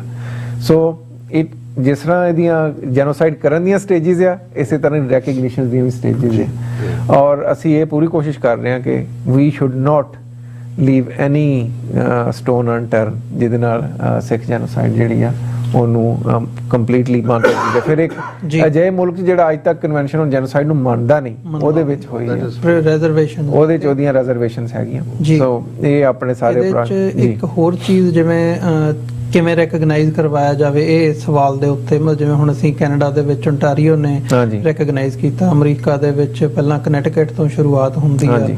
ਮਤੇ ਪੈਂਦੇ ਆ ਸਟੇਟ ਜੀ, ਜੀ। ਅਸੈਂਬਲੀਜ਼ ਦੇ ਵਿੱਚ, ਤੇ ਜੇ ਅਸੀਂ ਇਹ ਆਸ ਰੱਖੀਏ ਵੀ 10 12 15 ਸਟੇਟਾਂ ਨੇ ਜਿਹੜੀਆਂ ਅਮਰੀਕਾ ਦੀਆਂ ਰੈਕਗਨਾਈਜ਼ ਕਰਦੀਆਂ ਨੇ, ਫਿਰ ਅਸੀਂ ਮੇਬੀ ਫੈਡਰਲ ਲੈਵਲ ਤੇ ਕੰਮ ਕਰ ਸਕੀਏ, ਜਿਹਦੇ ਚ ਹਾਂਜੀ। ਸਿੱਖ ਕਾਂਗਰੈਸ਼ਨਲ ਕਾਕਸ ਕਮੇਟੀ ਜਿਹੜੀ ਹੈਗੀ ਆ ਇਹ ਲੀਡ ਲੈਂਦੀ ਆ। ਜੇ ਇਹ ਰਾਊਟ ਨੂੰ ਲਿਆ ਜਾਵੇ, US ਕਾਂਗਰਸ ਦੇ ਵਿੱਚ ਕੋਈ ਮਤਾ ਆਏ। ਹਾਂਜੀ। ਪੋਸੀਬਲ ਕਿ ਫਿਰ ਅਸੀਂ ਅਮਰੀਕਾ ਉਹਦੇ ਦੇ ਚ through ਦੇਖੋ ਉੱਥੇ ਅਮਰਵੀਰ, ਜਾ ਸਕੀਏ। ਮੈਂ ਥੋੜਾ ਜਿਹਾ ਕਲੀਅਰ ਕਰ ਦਿਆਂ, ਮੈਂ ਕਦੇ ਉਹ ਹਮੇਸ਼ਾ ਜਿਹੜੇ ਥੋੜਾ ਟੈਕਨੀਕਲ ਚੀਜ਼ਾਂ ਹੁੰਦੀਆਂ ਉਹਨੂੰ ਮੈਂ ਹਮੇਸ਼ਾ ਸਾਹਮਣੇ ਰੱਖਣਾ, ਕਿਉਂਕਿ ਲੋਕ ਗੱਲਾਂ ਬਹੁਤ ਵੱਡੀਆਂ ਵੱਡੀਆਂ ਕਰ ਦਿੰਦੇ ਆ ਔਰ ਉਹ ਕਈ ਵਾਰੀ ਫਿਜ਼ੀਬਲ ਨਹੀਂ ਹੁੰਦੀਆਂ, ਨਾ ਹੀ ਉਹ ਸਟਰਕਚਰ ਦਾ ਹਿੱਸਾ ਹੀ ਨਹੀਂ ਹੁੰਦੀਆਂ। ਦੇਖੋ ਜੀ। ਜਿਹੜਾ UN ਜਾਂ ਜਿਹੜੇ ਹਾਊਸਿਸ ਹੈ ਤੁਹਾਡੇ, ਕਾਂਗਰਸ ਹੋ ਗਈ, ontario ਦੀ ਅਸੈਂਬਲੀ ਹੋ ਗਈ, ਇੱਥੇ ਅਸੈਂਬਲੀਆਂ ਹੋ ਗਈਆਂ, ਇਹ ਹੈਗੀਆਂ ਵਾ ਰਿਪਰੈਜ਼ੈਂਟੇਟਿਵ ਆਫ ਦਾ ਪੀਪਲ। ਜਿਹੜੇ ਤੁਸੀਂ ਰੈਜ਼ੀਡੈਂਟ ਆ, ਤੁਸੀਂ ਇਹਨਾਂ ਆਫੀਸ਼ੀਅਲਸ ਨੂੰ, ਕਾਂਗਰਸਮੈਨ ਨੂੰ, ਅਸੈਂਬਲੀਮੈਨ ਵੂਮਨ ਨੂੰ ਇਲੈਕਟ ਕਰਕੇ ਕਾਲਨੇ ਆ, so they are responsible for you. ਕਿਉਂਕਿ ਇੱਥੇ ਜਿਹੜੇ ਬੰਦਿਆਂ ਨੇ ਚੋਣਾਂ 'ਚ ਉਹਨਾਂ ਨੂੰ ਚੁਣ ਕੇ ਘੱਲਿਆ ਉੱਥੇ ਅਸੈਂਬਲੀਆਂ 'ਚ, ਉਹਨਾਂ ਦੇ ਵੋਟਾਂ ਨਾਲ ਗਏ ਆ, so they are responsible to you as a community. ਵੀ ਤੁਸੀਂ ਜਦੋਂ ਅਫੈਕਟਡ ਹੋ ਕਮਿਊਨਿਟੀ ਦੇ ਲੋਕ, ਜਿਹੜੇ ਉਹਨਾਂ ਦੇ ਵੋਟਰ ਹੋ, ਤਾਂ ਦੇ ਸ਼ੁੱਡ ਵਾਈਸ ਫॉर ਇਟ। ਜੀ। UN ਦਾ ਸਟਰਕਚਰ ਇਹ ਨਹੀਂ ਹੈਗਾ, ਕਿਉਂਕਿ UN is not N elected body. UN is not assembly or parliament. UN is a body of the member states.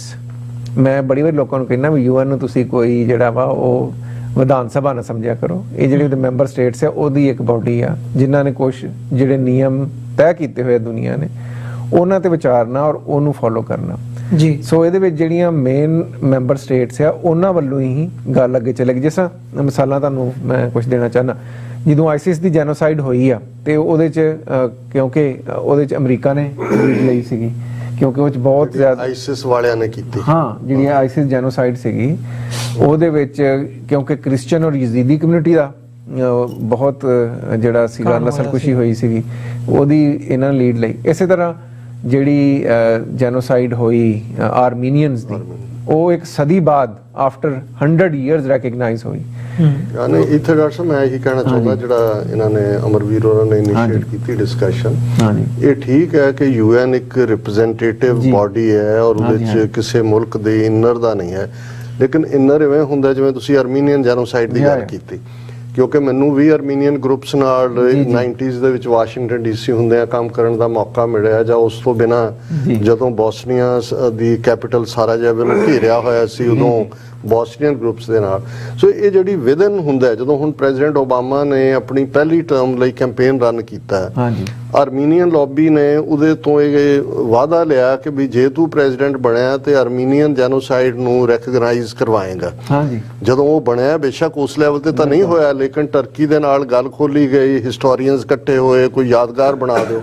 ਸੋ ਅਸੀਂ ਇਹ ਸਮਝਦੇ ਹਾਂ ਵੀ ਜੇ ਹੁਣ ਐਜ਼ ਏ ਡਾਇਸਪੋਰਾ ਸੇ, ਕਿਉਂਕਿ ਅਸੀਂ ਹੁਣ ਡਾਇਸਪੋਰਾ ਦੇ ਰੋਲ ਦੀ ਗੱਲ ਕਰ ਰਹੇ ਹਾਂ, ਕਿ ਜੇ ਡਾਇਸਪੋਰਾ ਦੇ ਤੌਰ ਤੇ ਜਿਵੇਂ ਅਮਰੀਕਾ ਦੇ ਵਿੱਚ ਬੈਠੇ ਅਸੀਂ ਅਮਰੀਕਨ ਹਾਊਸਿਸ ਨੂੰ, ਸੈਨੇਟ ਹਾਊਸ ਨੂੰ ਜਿਹੜਾ ਉਹ ਇਨਫਲੂਐਂਸ ਕਰਦੇ ਆ, ਉਹਨਾਂ 'ਚ ਇੱਕ ਸਟੇਜ ਤੇ ਰੈਜ਼ੋਲੂਸ਼ਨ ਆਉਂਦਾ ਹੈ ਔਰ ਇੱਕ ਸਟੇਜ ਤੇ ਅਮਰੀਕਾ ਹੀ ਉਹ ਸਟੈਂਡਰਡ ਬੀਅਰਰ ਬਣ ਜਾਂਦਾ। ਅੱਜ ਬੇਸ਼ੱਕ ਇੰਡੀਆ ਨਾਲ ਸਟ੍ਰੈਟੇਜਿਕ ਪਾਰਟਨਰਸ਼ਿਪ ਇੱਧਰ ਉੱਧਰ ਸਾਰਾ ਕੁਝ ਹੈ, ਔਰ ਅਲਟੀਮੇਟਲੀ ਹੈ ਤਾਂ ਗੇਮ ਉੱਥੇ ਵੀ ਜਾ ਕੇ ਨੰਬਰਸ ਦੀ ਹੋਏ। ਤੁਹਾਨੂੰ ਪਤਾ ਵੀ ਇੱਥੇ ਜਿਹੜੇ ਹਾਊਸ 'ਚ ਰੈਕਗਨੀਸ਼ਨ ਆ, ਹੁਣ ਤੁਸੀਂ ਉਹਦੇ 'ਚ ਇੱਕ ਸਾਨੂੰ ਕਾਮਯਾਬੀ ਵੀ ਹੋਈ ਹੈ, ਅਸੈਂਬਲੀਆਂ 'ਚ ਮਤੇ ਆ ਰਹੇ ਆ, ਫਿਰ ਉਹ ਸ਼ਹਿਰਾਂ 'ਚ ਆਏ ਆ। ਮੈਂ ਜਿਹੜੀ ਕਮਿਊਨਿਟੀ ਨੂੰ ਬੇਨਤੀ ਕਰਨਾ ਚਾਹੁੰਦਾ ਕਿ ਜਿੰਨੇ ਵੀ ਜੋ ਕੰਟਰੀਬਿਊਟ ਕੀਤਾ, ਭਾਵੇਂ ਉਹ ਮਾਈਨੋਰਿਟੀ ਰਾਈਟਸ ਦੀ ਗੱਲ ਹੋਵੇ, ਭਾਵੇਂ ਉਹ ਸਿੱਖ ਜੈਨੋਸਾਈਡ ਦੀ ਹੋਵੇ, ਕਿਸੇ ਸ਼ਹਿਰ 'ਚ ਵੀ ਅਗਰ ਕਿਸੇ ਨੇ ਮਤੇ ਕਰਾਏ ਆ ਤੇ ਉਹ ਵੀ ਸ਼ਲਾਘਾਯੋਗ ਆ।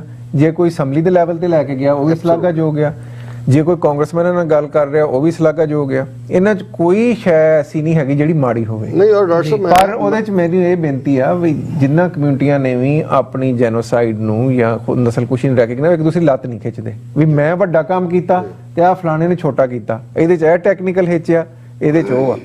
ਤੁਸੀਂ ਇੱਕ ਦੂਸਰੇ ਨੂੰ ਸਪੋਰਟ ਕਰੋ, ਕਿਸੇ ਦਾ ਕੰਮ ਵੀ ਮਾੜਾ ਨਹੀਂ ਹੈਗਾ, ਛੋਟਾ ਨਹੀਂ ਹੈਗਾ।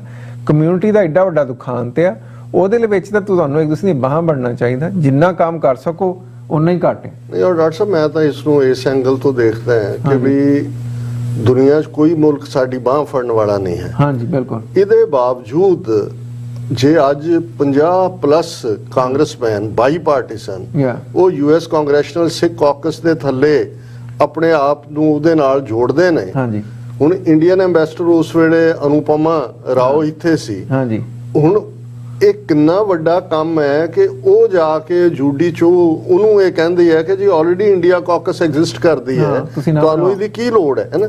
ਕਿੰਨੇ ਮੁਲਕ ਨੇ ਜਿਨ੍ਹਾਂ ਦੀਆਂ ਕਾਕਸਿਸ ਨੇ ਤੇ ਅਸੀਂ ਹੋਮਲੈਸ ਨੇਸ਼ਨਲੈਸ ਹੁੰਦਿਆਂ ਹੋਇਆ ਵੀ ਸਾਡੀ ਕੋਈ ਕਾਕਸ ਹੈ।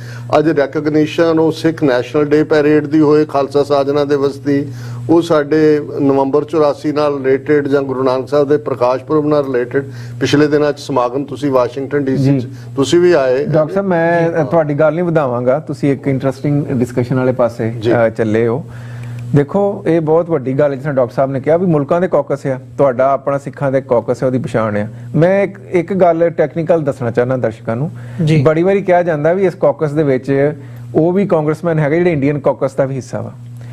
ਕਾਕਸ ਨੂੰ ਜਦੋਂ ਕੋਈ ਕਾਂਗਰਸਮੈਨ ਜੁਆਇਨ ਕਰਦਾ ਤੇ ਉਹ ਤੁਹਾਡਾ ਜ਼ਰ ਖਰੀਦ ਗੁਲਾਮ ਨਹੀਂ ਹੁੰਦਾ, ਬਿਲਕੁਲ, ਕਿ ਉਹਨੇ ਤੁਹਾਡੇ ਨਾਲ ਹੀ ਰਹਿਣਾ। ਆਪਾਂ ਇਹਨੂੰ ਇੰਡੀਅਨ ਕੰਟੈਕਸਟ 'ਚ ਜਾਂ ਸਮਝਦੇ ਹਾਂ ਕਿ ਇਹ ਜਿਸ ਤਰ੍ਹਾਂ ਪੰਜਾਬੀ 'ਚ ਵੀ ਮੇਰੇ ਧੜੇ ਦਾ ਵਾ ਤੇ ਇਹਨੇ ਮੇਰੇ ਨਾਲ ਹੀ ਬਹਿਣਾ, ਇਦਾਂ ਨਹੀਂ। ਇੱਕ ਕਾਂਗਰਸਮੈਨ ਕਈ ਕਾਕਸ ਤੇ ਹੁੰਦਾ। ਮੈਂ ਹੁਣ ਤੁਹਾਨੂੰ ਮਿਸਾਲ ਦਿੰਦਾ, ਜਿਸ ਤਰ੍ਹਾਂ ਇੰਡੀਆ ਪਾਕਿਸਤਾਨ ਦੋ ਰਾਈਵਲ ਕੰਟਰੀਜ਼ ਆ ਜੀ, ਬਹੁਤ ਸਾਰੇ ਕਾਂਗਰਸਮੈਨ ਅਜਿਹੇ ਆ ਜਿਹੜੇ ਇੰਡੀਆ ਕਾਕਸ ਤੇ ਵੀ ਆ ਤੇ ਪਾਕਿਸਤਾਨ ਕਾਕਸ ਤੇ ਵੀ ਆ। ਤੇ ਇਸ ਵਾਸਤੇ ਪਰ ਉਹਦੇ 'ਚ ਸਾਡੀ ਮੇਨ ਚੀਜ਼ ਇਹ ਆ। ਔਰ ਦੂਸਰੀ ਗੱਲ ਇਹ ਆ ਵੀ ਸਿੱਖ ਕਮਿਊਨਿਟੀ ਕੰਟਰੋਲ ਨਹੀਂ ਕਰ ਸਕਦੀ ਵੀ ਸਿੱਖ ਕਾਕਸ ਤੇ ਕਿੰਨੇ ਹੋਣਾ ਕਿ ਨਹੀਂ ਹੋਣਾ। ਇਹ ਨਾਲੇ ਉਹ ਕੋਈ ਸਿੱਖਾਂ ਦੇ ਨੁਮਾਇੰਦੇ ਤਾਂ ਨਹੀਂ ਨੇ, ਉਹ ਤਾਂ ਆਪਣੇ ਹਲਕੇ ਨੂੰ ਰਿਪਰੈਜ਼ੈਂਟ ਕਰਦੇ ਨੇ। ਜਿਸ ਕਾਂਗਰਸਮੈਨ ਨੇ ਜਿੱਥੋਂ ਇਲੈਕਟ ਹੋ ਕੇ ਆਉਣਾ ਉੱਥੇ ਉਹਦੇ ਐਸੇ ਲੋਕ ਵੀ ਹੋਣੇ ਜਿਹੜੇ ਇੰਡੀਆ ਦੇ ਸਪੋਰਟਰ ਆ, ਉਹਨੂੰ ਉਹਦੇ ਵੋਟ ਵੀ ਚਾਹੀਦੇ, ਉਹਦੀ ਫੰਡ ਰੇਜ਼ਿੰਗ ਵੀ ਚਾਹੀਦੀ ਆ।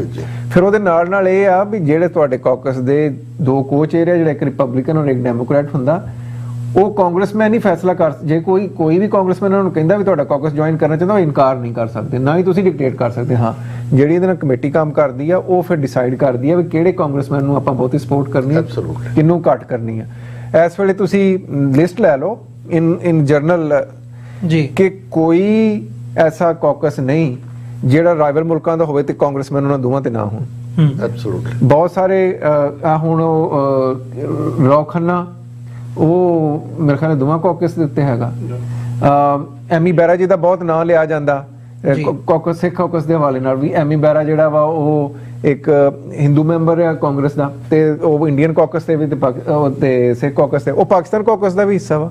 ਪਾਕਿਸਤਾਨ 'ਚ ਉਹ ਪ੍ਰਾਈਮ ਮਿਨਿਸਟਰ ਨਹੀਂ, ਪਾਕਿਸਤਾਨ ਦਾ ਨਹੀਂ, ਰਾਓ ਖੰਨਾ ਹੈਗਾ, ਉਹ ਪਾਕਿਸਤਾਨ ਕਾਕਸ। ਸੋ ਨਹੀਂ, ਉਹ ਪਿੱਛੇ ਚ ਗਿਆ ਵੀ ਸੀਗਾ ਐਮੀ ਬੈਰਾ, ਪਾਕਿਸਤਾਨ ਪ੍ਰਾਈਮ ਮਿਨਿਸਟਰ ਨੂੰ ਮਿਲਿਆ ਸਾਰਾ ਕੁਝ। ਸੋ ਇਹ ਸਾਨੂੰ ਬਹਿਸਾਂ ਛੱਡਣੀਆਂ ਚਾਹੀਦੀਆਂ, ਸਾਨੂੰ ਸਾਰਿਆਂ ਨੂੰ ਰਲ ਕੇ ਉਸ ਪਾਸੇ ਲੈ ਕੇ ਜਾਣਾ ਚਾਹੀਦਾ ਜਿਸ ਪਾਸੇ ਕੌਮ ਦਾ ਫਾਇਦਾ ਹੋਵੇ। ਹੁਣ ਆਪਾਂ ਬਾਰ-ਬਾਰ ਕਈ ਬੰਦੇ ਨਾ ਆਪਣੀ ਕਮਿਊਨਿਟੀ ਪ੍ਰਚਾਰ ਕਰਦੇ ਆ ਵੀ ਇੱਥੇ ਸਿੱਖਾਂ ਨੂੰ ਕਿਹੜਾ ਮਸਲਾ ਹੈਗਾ ਜਿੱਤੇ ਕੰਮ ਕਰਨ ਦੀ ਜ਼ਰੂਰਤ ਹੈ। ਇੰਡੀਆ 'ਚ ਬੈਠੇ ਕਹੀ ਜਾਣਗੇ ਵੀ ਉੱਥੇ ਸਿੱਖਾਂ ਨੂੰ ਕਿਹੜਾ ਰੌਲਾ ਹੈਗਾ, ਰੌਲੇ ਤਾਂ ਸਾਰੇ ਸਾਡੇ ਹੀ ਆ। ਇੱਥੇ ਤੁਸੀਂ ਉਹਨਾਂ ਸਿੱਖਾਂ ਨੂੰ ਪੁੱਛੋ ਜਿਹੜੇ ਸੜਕ ਤੇ ਜਾਂਦੇ ਹੋਣ ਤੇ ਲੋਕ ਉਹਨਾਂ ਨੂੰ ਹੂਟ ਕਰਕੇ ਕਹਿੰਦੇ ਹੈ ਉਸਾਮਾ, ਵੀ ਤੂੰ ਕਿੱਧਰ ਜਾ ਰਿਹਾ। ਕਿੰਨੇ ਸਿੱਖ ਆ ਜਿਹੜੇ ਉਹ ਮਿਸ ਆਈਡੈਂਟੀਟੀ ਦੀ ਵਜ੍ਹਾ ਤੋਂ ਜਿਹੜੇ ਸ਼ਹੀਦ ਹੋ ਗਏ ਆ, ਸ਼ਿਕਾਰ ਬਣੇ ਆ। ਸਾਡੇ ਬੱਚਿਆਂ ਨੂੰ ਸਕੂਲਾਂ 'ਚ ਕੀ ਫੇਸ ਕਰਨਾ ਪੈਂਦਾ, ਸਾਨੂੰ ਇੱਥੇ ਰੋਡਾਂ ਤੇ ਸਿੱਖਾਂ ਨੂੰ ਕੀ ਫੇਸ ਕਰਨਾ ਪੈਂਦਾ।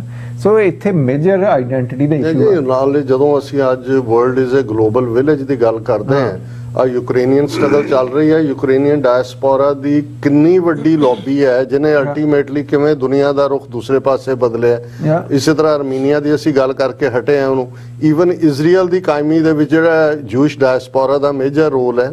ਸੋ ਮੈਂ ਸਮਝਦਾ ਵੀ ਸਿੱਖ ਡਾਇਸਪੋਰਾ ਇਸ ਵੇਲੇ ਵਾਈਬ੍ਰੈਂਟ, 5 ਮਿਲੀਅਨ ਤੋਂ ਜ਼ਿਆਦਾ ਸਿੱਖ ਗਲੋਬਲੀ ਨੇ, ਔਰ ਅਮਰੀਕਾ ਦੇ ਵਿੱਚ ਕਾਂਗਰੈਸ਼ਨਲ ਸਿੱਖ ਕਾਕਸ ਦਾ ਹੋਣਾ ਬਹੁਤ ਵੱਡੀ ਪ੍ਰਾਪਤੀ ਹੈ। ਇਸ ਦੀ ਸਭ ਤੋਂ ਜ਼ਿਆਦਾ ਇੰਡੀਆ ਨੂੰ ਤਕਲੀਫ ਉਸ ਪੀਰੀਅਡ 'ਚ ਵੀ ਸੀ, ਅੱਜ ਉਸ ਤੋਂ ਵੀ ਜ਼ਿਆਦਾ ਹੈ। ਪਰ ਅਨਫੋਰਚੂਨੇਟਲੀ ਜਿਵੇਂ ਤੁਸੀਂ ਕਿਹਾ ਕਿ ਬਹੁਤ ਵਾਰ ਤੁਸੀਂ ਦੁਸ਼ਮਣ ਨਾਲ ਤਾਂ ਲੜਦੇ ਹੀ ਲੜਦੇ ਹੋ, ਆਪਣੇ ਵੀ ਜਿਹੜੇ ਨੇ ਤੁਹਾਡੇ ਰਾਹ ਦੇ ਵਿੱਚ ਜਿਹੜਾ ਨੇ ਉਹ ਕੰਡੇ ਖਿਲਾਰਦੇ। ਮੈਂ ਹਮੇਸ਼ਾ ਸਮਾਗਮਾਂ 'ਚ ਵੀ ਕਹਿੰਦਾ ਤੇ ਤੁਹਾਡੇ ਮਾਧਿਅਮ ਰਾਹੀਂ ਵੀ ਇਹ ਰਿਕੁਐਸਟ ਕਰਨਾ ਚਾਹੁੰਦਾ, ਕ੍ਰਿਟੀਸਾਈਜ਼ ਕਰਨਾ ਬੜਾ ਸੌਖਾ।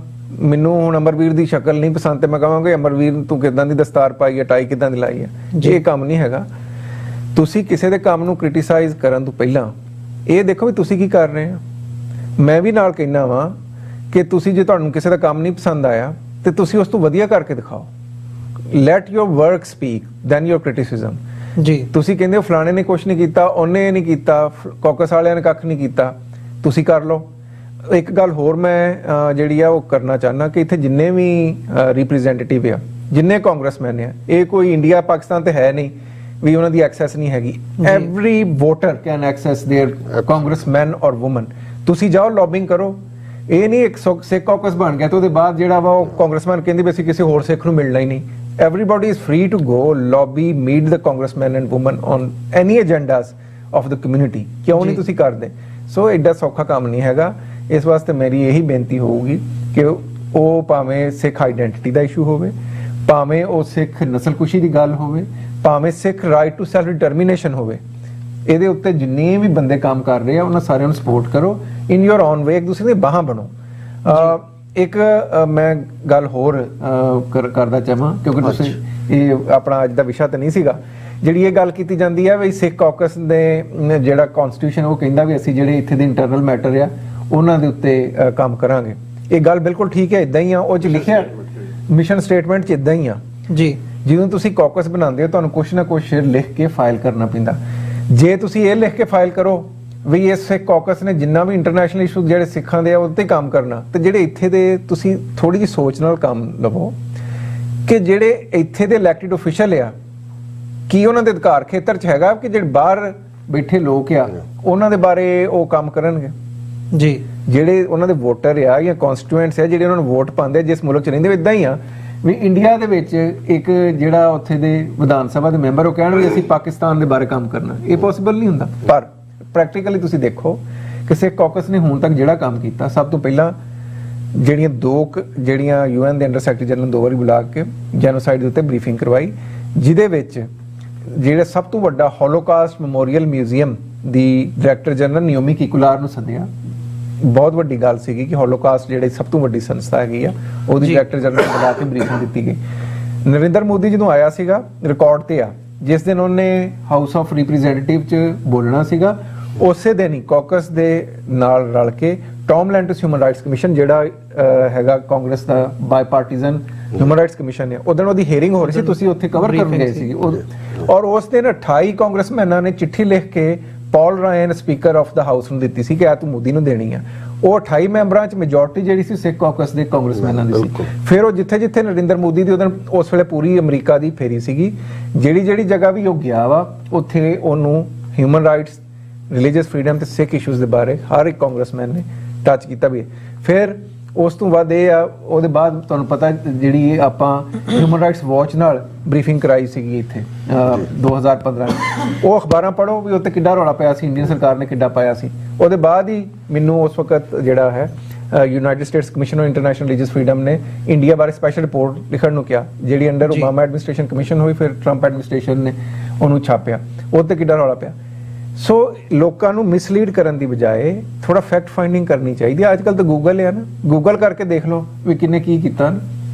ਔਰ ਇੱਥੇ ਕਈ ਇਦਾਂ ਦੀਆਂ ਸੰਸਥਾਵਾਂ ਬਣੀਆਂ ਜਿਹੜੀ ਕੋਈ ਇੱਕੋ ਹੀ ਬੰਦਾ ਚਲਾਉਂਦਾ, 4 5 6 ਵੈਬਸਾਈਟਾਂ ਜਿਹੜੀਆਂ ਡਿਸਇਨਫੋਰਮੇਸ਼ਨ ਲੈਬ ਦੇ ਤੌਰ ਤੇ ਕੰਮ ਕਰਦੀਆਂ ਔਰ ਇੱਕ ਨੂੰ ਟਾਰਗੇਟ ਨਹੀਂ ਕਰਦੀਆਂ, ਜਿੰਨੀਆਂ ਪੰਥਕ ਜਥੇਬੰਦੀਆਂ ਜਾਂ ਇਨੀਸ਼ੀਏਟਿਵ ਆ ਉਹਨਾਂ ਨੂੰ ਟਾਰਗੇਟ ਕੀਤਾ ਜਾਂਦਾ। ਨਹੀਂ ਜੀ, ਤੁਹਾਡੇ ਜਦੋਂ ਬੀਬੀ ਪ੍ਰੀਤੀ ਪਟੇਲ ਆਈ ਹੈ ਤੁਹਾਡੀ ਹੋਮ ਸੈਕਟਰੀ, ਉਦੋਂ ਹਡਸਨ ਇੰਸਟੀਚਿਊਟ ਦੇ ਨਾਂ ਥੱਲੇ ਕਿਸ ਕਿਸਮ ਦੀ ਇੱਕ ਜਾਲੀ ਰਿਪੋਰਟ ਔਰ ਸਾਰੀ ਸਿੱਖ ਕੌਮ ਨੂੰ ਦਹਿਸ਼ਤਗਰਦ ਬਣਾਉਣ ਦੀ ਲਾਈਨ, ਉਹ UN ਜਨਰਲ ਅਸੈਂਬਲੀ ਦਾ ਸੈਸ਼ਨ ਸ਼ੁਰੂ ਹੋਣ ਵਾਲਾ ਸੀ। ਸੋ ਉਹਨਾਂ ਔਰ ਜਿਹੜੀ ਯੂਰਪੀਅਨ NGO ਨੇ ਰਿਸਰਚ ਕਰਕੇ 650 ਤੋਂ ਜ਼ਿਆਦਾ ਡਿਸਇਨਫੋ ਲੈਬ ਦੇ ਥੱਲੇ ਸਾਹਮਣੇ ਲਿਆਂਦਾ ਵੀ ਕਿਸ ਲੈਵਲ ਦੇ ਈਵਨ ਇਹਨਾਂ ਨੇ ਜਿਹੜਾ ਮਰ ਚੁੱਕਿਆ ਇੱਕ ਉਹਦਾ ਹਾਰਵਰਡ ਦਾ ਪ੍ਰੋਫੈਸਰ ਹੈ ਉਹਦੀ ID ਚੋਰੀ ਕਰਕੇ UN ਦੇ ਵਿੱਚ ਉਹਦੀਆਂ ਰਿਪਰੈਜ਼ੈਂਟੇਸ਼ਨ ਕਰਵਾ ਰਹੇ। ਸੋ ਇੱਕ ਪਾਸੇ ਤਾਂ ਅਸੀਂ ਇਸ ਲੈਵਲ ਦੇ ਚਾਣਕਿਆ ਪੁੱਤਰਾਂ ਨਾਲ ਡੀਲ ਕਰ ਰਹੇ ਹਾਂ, ਦੂਸਰੇ ਪਾਸੇ ਸਾਡੇ ਆਪਣਿਆਂ ਦੇ ਵਿੱਚ ਇਸ ਕਿਸਮ ਦੇ ਜੇ ਰੱਬ ਦੇ ਵਾਸਤੇ ਤੁਹਾਡੇ ਕੋਲ ਕੋਈ ਕ੍ਰੀਏਟਿਵ ਕੰਮ ਕਰਨ ਨੂੰ ਨਹੀਂ ਹੈ ਤੇ ਇਹ ਸਿਲੰਡਰ ਬੰਦ ਕਰੋ। ਡਾਕਟਰ ਸਾਹਿਬ ਤੁਸੀਂ ਇਹ ਦੇਖੋ ਅੱਜ ਵੀ ਈਮੇਲਾਂ ਮੌਜੂਦ ਆ UN ਆਫਿਸ 'ਚ ਜਿਹੜੀਆਂ ਜਦੋਂ UN ਅੰਡਰ ਸੈਕਟਰੀ ਜਨਰਲ ਨੂੰ 2 ਵਾਰੀ ਅਸੀਂ ਉੱਥੇ ਜੈਨੋਸਾਈਡ ਦੇ ਉੱਤੇ ਸਿੱਖ ਜੈਨੋਸਾਈਡ ਤੇ ਬਰੀਫਿੰਗ ਲਈ ਸੱਦਿਆ ਸੀਗਾ, ਤੇ ਮੈਂ ਨਾਂ ਨਹੀਂ ਲੈਣਾ ਚਾਹੁੰਦਾ, ਭਾਰਤ ਦੇ ਸਪਾਂਸਰਸ਼ਿਪ ਨਾਲ ਚੱਲਣ ਵਾਲੀਆਂ ਕੁਝ ਸੰਸਥਾਵਾਂ ਨੇ UN ਚਿੱਠੀ ਪਾਈ ਜੀ ਕਿ ਇਹ ਤਾਂ ਜੀ ਜਿਹੜੇ ਸੋ ਕਾਲਡ ਜਿਹੜੀ ਉਹਨਾਂ ਦਾ ਇੱਕ ਨੈਰੇਟਿਵ ਹੈ ਵੀ ਇਹ ਟੈਰਰਿਸਟ ਆ, ਜੈਨੋਸਾਈਡ ਨਹੀਂ ਹੋਈ, ਤੁਸੀਂ ਕਿੱਥੇ ਜਾ ਰਹੇ ਆ। ਸੋ ਇਹ ਬਾਹਰ ਦੀਆਂ ਲੌਬੀਆਂ ਜਿਹੜੀਆਂ ਵਾ ਉਹ ਕੋਸ਼ਿਸ਼ ਕਰਦੀਆਂ ਕਿ ਸਿੱਖਾਂ ਦੀ ਕੋਈ ਚੀਜ਼ ਵੀ ਰੈਕਗਨਾਈਜ਼ ਹੋਵੇ। ਪਰ ਮੈਂ ਅਮਰਵੀਰ ਕਦੇ ਹਰ ਕਮਿਊਨਿਟੀ 'ਚ ਇਸ਼ੂ ਹੁੰਦੇ ਆ, ਮੈਂ ਜਿਹੜੇ ਲੋਕ ਕੰਮ ਦੀ ਨਿਖੇਧੀ ਕਰਦੇ ਆ ਤੇ ਆਪਣਾ ਪਰਸਨਲ ਏਜੰਡਾ ਲੈ ਕੇ ਚੱਲਦੇ, ਮੈਂ ਉਹਨਾਂ ਨੂੰ ਇੱਕ ਬੇਨਤੀ ਕਰਨਾ ਚਾਹੁੰਦਾ, ਕੋਈ ਚੰਗਾ ਕੰਮ ਕਰੋ। ਕੋਈ ਅਸੀਂ ਕਹਿੰਦੇ ਸਾਡਾ ਕੰਮ ਕੋਈ ਬਹੁਤ ਵੱਡਾ ਨਹੀਂ ਹੈਗਾ, ਅਸੀਂ ਬਹੁਤ ਮਾੜੇ ਆ, ਅਸੀਂ ਬਹੁਤ ਨਿਕੰਮੇ ਆ, ਸਾਡੇ ਕੰਮ 'ਚ ਬਹੁਤ ਸਾਰੀਆਂ ਕਮੀਆਂ ਹੈਗੀਆਂ, ਤੁਸੀਂ ਸਾਡੇ ਨੂੰ ਵਧੀਆ ਤੇ ਚੰਗਾ ਕਰਕੇ ਦਿਖਾਓ ਜੀ, ਤਾਂ ਕਿ ਲੋਕਾਂ ਨੂੰ ਪਤਾ ਚੱਲੇ ਕਿ ਤੁਹਾਡੀ ਕੈਪੈਸਿਟੀ ਸਾਡੇ ਕੋਲ ਬਹੁਤ ਜ਼ਿਆਦਾ ਵਾ। ਇਹ ਚੀਜ਼ ਜ਼ਿਆਦਾ ਮਾਣਯੋਗ ਹੋਊਗੀ ਨਾ ਜੀ। ਲੈਟਸ ਸੇ ਜਿਨ੍ਹਾਂ ਦੀ ਤੁਹਾਡੇ ਨਾਲ ਰਾਈਵਲਰੀ ਵੀ ਆ, ਜਿਨ੍ਹਾਂ ਨੂੰ ਤੁਸੀਂ ਸਮਝਦੇ ਹੋ, ਉਹਨਾਂ ਨੂੰ ਵਧੀਆ ਕੰਮ ਕਰਕੇ ਦਿਖਾਓ, ਅਸੀਂ ਉਹਦੀ ਹਮੇਸ਼ਾ ਸ਼ਲਾਘਾ ਕਰਾਂਗੇ, ਤੁਹਾਨੂੰ ਸਪੋਰਟ ਕਰਾਂਗੇ। ਮੈਂ ਕਦੇ ਵੀ ਇਹਨਾਂ ਚੀਜ਼ਾਂ ਤੋਂ ਜਿਹੜੇ ਕੁਝ ਸਾਡੇ ਨਾਲ ਸੰਬੰਧੀ ਲੋਕ ਕੰਮ ਕਰਦੇ, ਜਦੋਂ ਉਹਨਾਂ ਨੂੰ ਖੇਦੀ ਹੁੰਦੀ ਹੈ ਮੈਨੂੰ ਥੋੜਾ ਜਿਹਾ ਦੁੱਖ ਹੁੰਦਾ, ਪਰ ਮੈਂ ਉਹਨਾਂ ਨੂੰ ਇਹ ਕਹਿਣਾ ਕਿ ਅਸੀਂ ਸਿਰਫ ਗੁਰੂ ਸਾਹਿਬ ਨਾਲ ਪਿਆਰ ਕਰਕੇ, ਸਿੱਖ ਕੌਮ ਦਾ ਦਰਦ ਮਹਿਸੂਸ ਕਰਕੇ ਇਸ ਰਾਹ ਤੇ ਟੁਰੇ ਹਾਂ, ਅਸੀਂ ਚੱਲਦੇ ਰਹਿਣਾ। ਉਹ ਕਹਿੰਦੇ ਆ ਵੀ ਕੁੱਤੇ ਭੌਂਕਦੇ ਰਹਿੰਦੇ ਆ, ਕਾਫਲੇ ਟੁਰਦੇ ਰਹਿੰਦੇ ਆ, ਕਾਫਲੇ ਕਦੇ ਰੁਕਦੇ ਨਹੀਂ ਹੈਗੇ। ਜੀ ਡਾਕਟਰ ਸਾਹਿਬ, ਬਿਲਕੁਲ। ਡਾਕਟਰ ਜਸਪਾਲ ਸਿੰਘ, ਜਾਂਦੇ ਜਾਂਦੇ ਮੈਂ ਇੱਕ ਸਵਾਲ ਇਸ ਡਿਸਕਸ਼ਨ ਦੇ ਵਿੱਚ ਅਖੀਰਲਾ ਜਾਂ ਇਸ ਸੈਗਮੈਂਟ ਦੇ ਵਿੱਚ ਮੈਂ ਜ਼ਰੂਰ ਪੁੱਛਣਾ ਚਾਹੂੰਗਾ। ਜੇ ਅਸੀਂ ਮਤਿਆਂ ਦੀ ਗੱਲ ਕੀਤੀ, ਵੀ ਮਤੇ ਜੇ ਇੱਥੇ ਦੀਆਂ ਅਸੈਂਬਲੀਜ਼ ਦੇ ਵਿੱਚ ਪੈਣ, ਕੱਲ ਨੂੰ ਫੈਡਰਲ ਲੈਵਲ ਤੇ ਗੱਲ ਤੁਰੇ, ਤੇ ਫਿਰ ਹੋ ਸਕਦਾ ਇੱਕ ਸਟੇਜ ਆਵੇ ਕਿ ਅਮਰੀਕਾ ਜਿਹੜਾ ਆ ਉਹ ਫਲੈਗ ਬੀਅਰ ਦੇ ਤੌਰ ਤੇ ਸਿੱਖ ਜੈਨੋਸਾਈਡ ਦਾ ਕੇਸ ਜਿਹੜਾ ਆ ਉਹ UN ਤੱਕ ਲਿਜਾ ਸਕੇ। ਬਹੁਤ ਲੰਬਾ ਸਮਾਂ ਜਾਂ ਇੱਕ ਹੋਪਿੰਗ ਅਗੇਂਸਟ ਦਾ ਹੋਪ ਵਾਲੀ ਗੱਲ ਹੈਗੀ ਅੱਜ ਦੀ ਸਿਚੁਏਸ਼ਨ ਦੇ ਵਿੱਚ। ਪਰ ਜਦੋਂ ਅਸੈਂਬਲੀਜ਼ ਦੇ ਵਿੱਚ ਮਤੇ ਜਿਹੜੇ ਆਏ ਆ, ਉਹਨਾਂ ਦੇ ਉੱਤੇ ਵੀ ਸਵਾਲ ਚੁੱਕੇ ਗਏ ਆ। So as a director of Sikh caucus committee, ਮੈਂ ਉਹ ਜ਼ਰੂਰ ਤੁਹਾਡੇ ਕੋਲੋਂ ਪੁੱਛਣਾ ਚਾਹੂੰਗਾ ਵੀ ਟੈਕਸਸ ਦੇ ਮਤੇ ਦੇ ਉੱਤੇ ਵੀ ਤੇ ਪੈਨਸਿਲਵੇਨੀਆ ਦਾ ਮਤਾ ਵੀ ਇਹ ਕਿਹਾ ਜਾਂਦਾ ਹੈ ਕਿ ਜੀ ਨਹੀਂ, ਇਹ ਆਇਆ ਜ਼ਰੂਰ ਫਲੋਰ ਤੇ, ਪਰ ਅੱਗੇ ਜਾ ਕੇ ਉਹਨਾਂ ਦਾ ਪ੍ਰੈਸ਼ਰ ਪਿਆ ਤੇ ਉਹ ਮਤਾ ਜਿਹੜਾ ਆ ਉਹ ਡੀਰੇਲ ਕਰ ਦਿੱਤਾ ਗਿਆ। ਦੇਖੋ, ਜਿਹੜਾ ਤਾਂ ਟੈਕਸਸ ਦਾ ਮਤਾ ਆ ਉਹ ਮੈਂਬਰ ਰੈਜ਼ੋਲੂਸ਼ਨ ਆ, ਬੜਾ ਕਲੀਅਰ ਆ। ਜਿਨ੍ਹਾਂ ਲੋਕਾਂ ਨੇ ਇਸ ਗੱਲ ਤੇ ਰੌਲਾ ਪਾਇਆ ਉਹਨਾਂ ਨੂੰ ਵੀ ਉਹਨਾਂ ਨੇ ਈਮੇਲ ਕੀਤੀ ਆ, ਔਰ ਜਿਨ੍ਹਾਂ ਲੋਕਾਂ ਨੇ ਰੌਲਾ ਪਾਇਆ ਅਸੀਂ ਉਹਨਾਂ ਨੂੰ ਪਬਲਿਕਲੀ ਚੈਲੰਜ ਕੀਤਾ ਹੋਇਆ ਵੀ ਆ ਜਾਓ ਮੈਦਾਨ 'ਚ ਆਓ, ਖੁੱਲ੍ਹੇ ਬੈਠ ਕੇ ਆਪਾਂ ਬਹਿਸ ਕਰ ਲੈਂਦੇ ਹਾਂ। ਪਰ ਉਹਨਾਂ ਦਾ ਅਜੇ ਕੋਈ ਉਹਨੇ ਅਸੈਪਟ ਕੀਤਾ, ਪਰ ਅਜੇ ਕੋਈ ਸਾਡੀ ਗੱਲ ਮਟੀਰੀਅਲਾਈਜ਼ ਨਹੀਂ ਹੋਈ। ਅਸੀਂ ਉਸ ਪਲੇਟਫਾਰਮ ਤੇ ਵੀ ਉਹਨਾਂ ਦੇ ਨਾਲ ਨਿਬੜਾਂਗੇ ਵੀ ਦੱਸੋ ਤੁਹਾਡੇ ਕੋਲ ਕੀ ਸਬੂਤ ਹੈ। ਜਿਹੜੀ ਈਮੇਲ ਦਾ ਜ਼ਿਕਰ ਕੀਤਾ ਜਾਂਦਾ ਵੀ ਉਹਦੇ ਵਿੱਚ ਉਹਨੇ ਕਿਹਾ ਵੀ ਉਹ ਨਹੀਂ ਹੋਇਆ, ਉਸੇ ਈਮੇਲ 'ਚ ਹੀ ਲਿਖਿਆ ਹੋਇਆ ਸਾਰਾ ਕੁਝ, ਉਹਦੇ ਜਵਾਬ ਸਾਰੇ ਵਿੱਚ ਹੈਗੇ ਵੀ ਇਹ ਮੈਂਬਰ ਰੈਜ਼ੋਲੂਸ਼ਨ ਹੈ। ਰਿਹਾ ਪੈਨਸਿਲਵੇਨੀਆ ਦਾ ਤੁਸੀਂ ਅੱਜ ਵੀ ਕੱਢ ਕੇ ਦੇਖ ਲਓ, ਉਹ ਤੇ ਸਾਫ਼ ਲਿਖਿਆ ਹੋਇਆ 190/0 ਇਹ ਮਤਾ ਪਾਸ ਹੋਇਆ। ਇਹ ਨਾ ਤਾਂ ਮੈਂ ਪਾਸ, ਮੇਰੇ ਦਸਖਤਾਂ ਥੱਲੇ ਹੋਇਆ, ਉਹਨਾਂ ਦਾ ਜਿਹੜਾ ਪੈਨਸਿਲਵੇਨੀਆ ਦਾ ਜਿਹੜਾ ਹੈਗਾ ਸਟੇਟ ਦਾ ਜਿਹੜਾ ਚਾਰਟਰ ਆ ਉਹਦੇ ਉੱਪਰ ਪਿਆ ਹੋਇਆ। ਕੋਈ ਵੀ ਕੱਢ ਕੇ ਦੇਖ ਲਓ, ਗੂਗਲ ਕਰੋ, ਸਾਰਿਆਂ ਨੂੰ ਪਤਾ ਲੱਗ ਜਾਏਗਾ। ਇਸੇ ਤਰ੍ਹਾਂ ਹੀ ਉਤੋਂ ਵੀ ਜਿਹੜੀ ਵੱਡੀ ਗੱਲ ਆ, ਜਿਹੜੀ ਨਿਊ ਜਰਸੀ ਦੀ ਸਟੇਟ ਹੈ, ਉਹਦੀ ਸਟੇਟ ਸੈਨੇਟ ਨੇ ਉਹ ਮਤਾ ਪਾਸ ਕੀਤਾ ਹੈ। ਜਿਹੜਾ ਤੁਹਾਡਾ ਸਵਾਲ ਹੈ, ਇਹ it's long way to go. ਮਤਲਬ ਐਡੀ ਛੇਤੀ, but possible, everything is possible.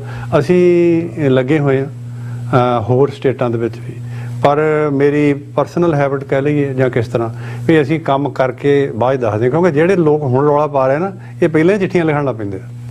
ਜਦੋਂ ਕਾਕਸ ਬਣਨਾ ਸੀ, ਇਹੀ ਲੋਕ ਆ ਜਿਹੜੇ ਉਦੋਂ ਵੀ ਇਨਵੋਲਵ ਸੀਗੇ ਕਾਕਸ ਨੂੰ ਰੋਕਣ ਦੇ ਵਿੱਚ, ਕਾਕਸ ਨੂੰ ਡੀਰੇਲ ਕਰਨ ਦੇ ਵਿੱਚ, ਕਾਕਸ ਨੂੰ ਬਦਨਾਮ ਕਰਨ ਦੇ ਵਿੱਚ, ਸਿੱਖ ਕਾਕਸ ਨੂੰ। ਤੇ ਉਹੀ ਲੋਕ ਹੁਣ ਨੇ, ਤੇ ਇਹੀ ਲੋਕਾਂ ਤੇ ਤੁਸੀਂ ਕੋਈ ਬੇਸਿਕਲੀ ਗੱਲ ਇਹ ਆ ਕਿ ਉਹ ਨਵੇਂ ਚੈਨਲ ਉੱਠ ਕੇ, ਨਵੇਂ ਵਿਦਵਾਨ ਉੱਠ ਕੇ, ਇੱਕ ਪਿਛਲੇ ਦਿਨਾਂ 'ਚ ਕੋਈ ਚੈਨਲ ਦੇ ਉੱਪਰ ਉਹਨੇ ਅਮਰੀਕਾ ਦੇ 2 ਜਿਹੜੇ ਵਿਦਵਾਨ ਆ ਉਹ ਹਾਇਰ ਕੀਤੇ। I am so sorry to say ਵੀ ਉਹ ਬੰਦੇ ਸਿਆਣੇ ਜਿਨ੍ਹਾਂ ਨੇ ਹਾਇਰ ਕੀਤੇ ਆ। ਅਸੀਂ ਡੰਗਰ ਵੀ ਲੈਣ ਜਾਂਦੇ ਨਾ ਮਾਰਕੀਟ 'ਚੋਂ, ਤਾਂ ਉਹਦੀਆਂ 3-4 ਨਸਲਾਂ ਚੈੱਕ ਕਰਦੇ ਹਾਂ ਵੀ ਕਿੱਥੋਂ ਆਇਆ, ਉਹ ਕਿੱਦਾਂ ਹੈਗਾ। ਕੋਈ ਚੁੱਕ ਕਰਕੇ ਮਤਲਬ ਮੈਨੂੰ ਲੱਗਦਾ ਚੁੱਕਦੇ ਹੀ ਫੜ ਲਿਆ ਕਿਤੇ ਇਹਨਾਂ ਨੇ। ਉਹ ਜਿਹੜੇ ਮਤਲਬ ਵਿਦਵਾਨ ਹੈ, ਮੰਨ ਲਓ ਉਹ ਐਸੀਆਂ ਗੱਲਾਂ ਕੱਢ ਕੇ ਲਿਆ ਰਹੇ ਸਾਹਮਣੇ ਜਿਨ੍ਹਾਂ ਦਾ ਕੋਈ ਸਿਰ ਪੈਰ ਹੀ ਨਹੀਂ ਹੈਗਾ, ਤੇ ਉਹਨਾਂ ਨੂੰ ਅਸੀਂ ਚੈਲੰਜ ਕੀਤਾ ਹੋਇਆ ਵੀ ਆ ਜਾਓ, ਆਓ ਮੈਦਾਨ 'ਚ, ਤੁਸੀਂ ਕਰਕੇ ਦਿਖਾ ਦਿਓ। ਜਿਵੇਂ ਡਾਕਟਰ ਚੀਮਾ ਨੇ ਕਿਹਾ ਵੀ ਸਾਡੇ ਕੋਲ ਨਹੀਂ ਹੋਇਆ ਕੁਝ ਵੀ, ਵੀ ਐਡਮਿਟ ਇਟ, ਅਸੀਂ ਜੋ ਕੁਝ ਕੀਤਾ ਪਬਲਿਕ ਦੇ ਸਾਹਮਣੇ, ਤੇ ਤੁਸੀਂ ਕਰ ਲਓ, ਕਾਕਸ ਬਣਾਓ ਤੁਸੀਂ, ਜਿਹਦੇ ਨਾਂ ਤੇ ਮਰਜ਼ੀ ਬਣਾ ਲਓ, ਔਰ ਬਣਾ ਕੇ ਕੋਈ ਕੰਮ ਤਾਂ ਕਰਕੇ ਦਿਖਾਓ। ਘਰ ਬੈਠੇ ਤੁਸੀਂ 4-5 ਚੈਨਲ ਖੋਲ੍ਹੇ ਹੋਏ ਆ, ਉਹਨਾਂ ਤੋਂ ਕਦੀ ਕਿਸੇ ਤੇ ਕੁਛ ਛੱਡ ਦਿੰਦੇ, ਕਿਸੇ ਤੇ ਕੁਛ ਛੱਡ ਦਿੰਦੇ, ਤੇ ਬੇਸਿਕਲੀ ਤੁਸੀਂ ਸੰਗਤ ਨੂੰ, ਪਬਲਿਕ ਨੂੰ ਗੁੰਮਰਾਹ ਨਾ ਕਰੋ। ਮੈਂ ਆਈ ਸ਼ੁੱਡ ਬੀ ਮੋਰ ਓਨੈਸਟ। ਜਿਹੜਾ ਕੰਮ ਜਦੋਂ ਕਾਕਸ ਨੇ ਜਦੋਂ ਬਣਿਆ, ਜੋ ਕੰਮ ਹਿੰਦੁਸਤਾਨ ਦੀ ਸਰਕਾਰ ਨੇ ਸ਼ੁਰੂ ਕੀਤਾ, ਇਹਨੂੰ ਡੀਰੇਲ ਕਰਨ ਦਾ, ਡੀਫੇਮ ਕਰਨ ਦਾ, ਇਟਸ ਦੇਅਰ ਰਾਈਟ। ਜਿਹੜੀ ਇੱਥੇ ਐਮਬੈਸੀ ਆ ਉਹਨਾਂ ਦੀ, ਇਟਸ ਦੇਅਰ ਵਾਚ ਡੌਗ, ਵੀ ਇੰਡੀਆ ਦੇ ਖਿਲਾਫ ਕੁਛ ਨਾ ਹੋਵੇ। ਤੇ ਮੈਂ ਕਿਸੇ ਨੂੰ ਬਲੇਮ ਨਹੀਂ ਕਰਦਾ ਵੀ ਇਹੋ ਕੋਈ ਟਾਊਟ ਨੇ ਜਾਂ ਏਜੰਸੀਆਂ ਦੇ ਨਾਲ ਰਲੇ ਹੋਇਆ, ਪਰ ਜਿਹੜੇ ਲੋਕ ਹੁਣ ਸਾਨੂੰ ਕ੍ਰਿਟੀਸਾਈਜ਼ ਕਰ ਰਹੇ ਨੇ, ਉਹ ਜਿਹੜਾ ਉਹ ਜੋ ਕੁਛ ਕਰ ਰਿਹਾ ਉਹਦਾ ਫਾਇਦਾ ਸਿੱਧੇ ਦਾ ਸਿੱਧਾ ਇਹੋ ਇੰਡੀਅਨ ਗਵਰਨਮੈਂਟ ਨੂੰ ਮਿਲਦਾ। ਸੋ ਇਹਦਾ ਕੀ ਮਤਲਬ ਹੈ ਇਹਦਾ, ਹੈ ਨਾ। ਸੋ ਬੇਸਿਕਲੀ ਮੈਂ ਤਾਂ ਇਹੀ ਕਹੂੰਗਾ, ਇਹ ਨੋਟ ਆਫ ਵਾਰਨਿੰਗ ਵੀ ਹੈ, ਇਹ ਸਾਰਿਆਂ ਨੂੰ ਬੇਨਤੀ ਵੀ ਹੈ ਵੀ ਛੱਡੋ ਇਸ ਗੱਲ ਨੂੰ। ਤੁਸੀਂ ਬਹੁਤ ਕੁਝ ਹੋ ਗਿਆ, ਤੁਸੀਂ ਕੁਝ ਚੰਗਾ ਕਰਕੇ ਦਿਖਾਓ। ਕਿਸੇ ਦੀਆਂ ਮਤਲਬ ਲੱਤਾਂ ਖਿੱਚਣ ਦੀ ਕੋਸ਼ਿਸ਼ ਨਾ ਕਰੋ। ਅਸੀਂ ਤਾਂ, ਸਾਡੀ ਤਾਂ ਸੰਗਤਾਂ ਦੇ ਨਾਲ ਵਾਅਦਾ ਵੀ ਆ ਤੇ ਗੁਰੂ ਮਹਾਰਾਜ ਅੱਗੇ ਅਰਦਾਸ ਹੈ ਕਿ ਸਾਡੇ ਪੈਰ ਮਜ਼ਬੂਤ ਰਹਿਣ, ਗੁਰੂ ਮਹਾਰਾਜ ਦੀ ਕਿਰਪਾ ਰਹੇ। ਔਰ ਅਸੀਂ ਜਿਹੜਾ ਜਿੰਨੀ ਦੇਰ ਵੀ ਸਾਡੇ ਕੋਲ ਸਮਰੱਥਾ ਹੈ, ਸੋਰਸਿਸ ਸਾਡੇ ਕੋਲ ਹੈ, ਅਸੀਂ ਪੰਥ ਦੀ ਸੇਵਾ ਜਿਹੜੀ ਉਹ ਕਰਦੇ ਰਹੀਏ। ਅਸੀਂ ਪਿੱਛੇ ਨਹੀਂ ਹਟਣਾ ਇਸ ਤੋਂ। ਜੀ ਬਿਲਕੁਲ। ਇੱਕ ਵਿਊਅਰਸ ਜਿਹੜੇ ਤੁਸੀਂ ਸਾਡੇ ਨਾਲ ਇਸ ਵਕਤ ਜੁੜੇ ਹੋਏ ਹੋ, ਇੱਕ ਛੋਟੇ ਜਿਹੇ ਕਮਰਸ਼ੀਅਲ ਬ੍ਰੇਕ ਦੇ ਲਈ ਇੱਥੇ ਰੁਕਾਂਗੇ। ਬ੍ਰੇਕ ਤੋਂ ਬਾਅਦ ਦੁਬਾਰਾ ਗੱਲਬਾਤ ਇੱਥੋਂ ਹੀ ਅੱਗੇ ਕੰਟੀਨਿਊ ਕਰਾਂਗੇ।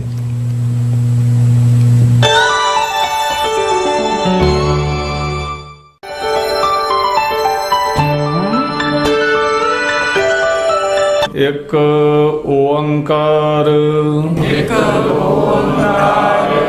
ਇੱਕ ਸ਼ਬਦ ਵੱਖਰਾ ਕਹਿਣਾ, ਇੱਕ ਓੰਕਾਰ, ਇਸ ਤਰ੍ਹਾਂ ਬੋਲਣਾ। ਸਾਡਾ ਇਹ ਨਿੱਕਾ ਜਿਹਾ ਉਪਰਾਲਾ ਹੈ ਕਿ ਅਸੀਂ ਸਾਰੇ ਖੁਦ ਧੰਨ ਸ਼੍ਰੀ ਗੁਰੂ ਗ੍ਰੰਥ ਸਾਹਿਬ ਜੀ ਦੀ ਬਾਣੀ ਦਾ ਸ਼ੁੱਧ ਉਚਾਰਨ ਕਰ ਸਕੀਏ। ਸਤਿਨਾਮ ਕਰਤਾ ਪੁਰਖ। ਪਰਿਵਾਰ ਵਿੱਚ ਬੈਠ ਕੇ ਇਸ ਪ੍ਰੋਗਰਾਮ ਨੂੰ ਦੇਖੀਏ ਤੇ ਆਪਣੇ ਪਰਿਵਾਰਾਂ ਨੂੰ ਗੁਰਬਾਣੀ ਨਾਲ ਜੋੜੀਏ। TV 84 ਤੇ ਹਰ ਰੋਜ਼ ਸ਼ਾਮ 6 ਵਜੇ ਤੋਂ 6:30 ਵਜੇ ਤੱਕ ਗੁਰਬਾਣੀ ਸੰਥਿਆ ਦਾ ਪ੍ਰਸਾਰਣ ਕੀਤਾ ਜਾਵੇਗਾ। ਸਿਗਨੇਚਰ ਟਰੱਕ ਸਰਵਿਸ ਰਾਊਟ 81 ਉੱਤੇ ਐਗਜ਼ਿਟ 235 ਤੇ ਟਰੱਕਰ ਵੀਰਾਂ ਲਈ 24 ਘੰਟੇ ਰੋਡ ਸਰਵਿਸ ਦੀ ਸੁਵਿਧਾ ਮੌਜੂਦ। Heavy duty repair, oil change, ਪੁਰਾਣੇ ਅਤੇ ਨਵੇਂ tyre, computer diagnostic, DPF cleaning, brake service ਜਾਂ ਰਸਤੇ ਵਿੱਚ ਆਈ ਹਰ ਤਰ੍ਹਾਂ ਦੀ ਰਿਪੇਅਰ ਪ੍ਰੋਫੈਸ਼ਨਲ ਟੀਮ ਵੱਲੋਂ ਕੀਤੀ ਜਾਂਦੀ ਹੈ। ਬ੍ਰੇਕਫਾਸਟ, ਲੰਚ ਅਤੇ ਡਿਨਰ ਲਈ ਪੰਜਾਬੀ ਢਾਬੇ ਦਾ ਆਨੰਦ ਵੀ ਮਾਣੋ। ਡਰਾਈਵਰ ਅਤੇ ਟਰੱਕ ਆਪਰੇਟਰ ਵੀਰ ਡਿਸਪੈਚ ਦੀ ਸਰਵਿਸ ਲਈ ਸਾਡੇ ਨਾਲ ਸੰਪਰਕ ਕਰਨ। Signature truck service 58 triangle drive, Weyers Cave, Virginia 24486।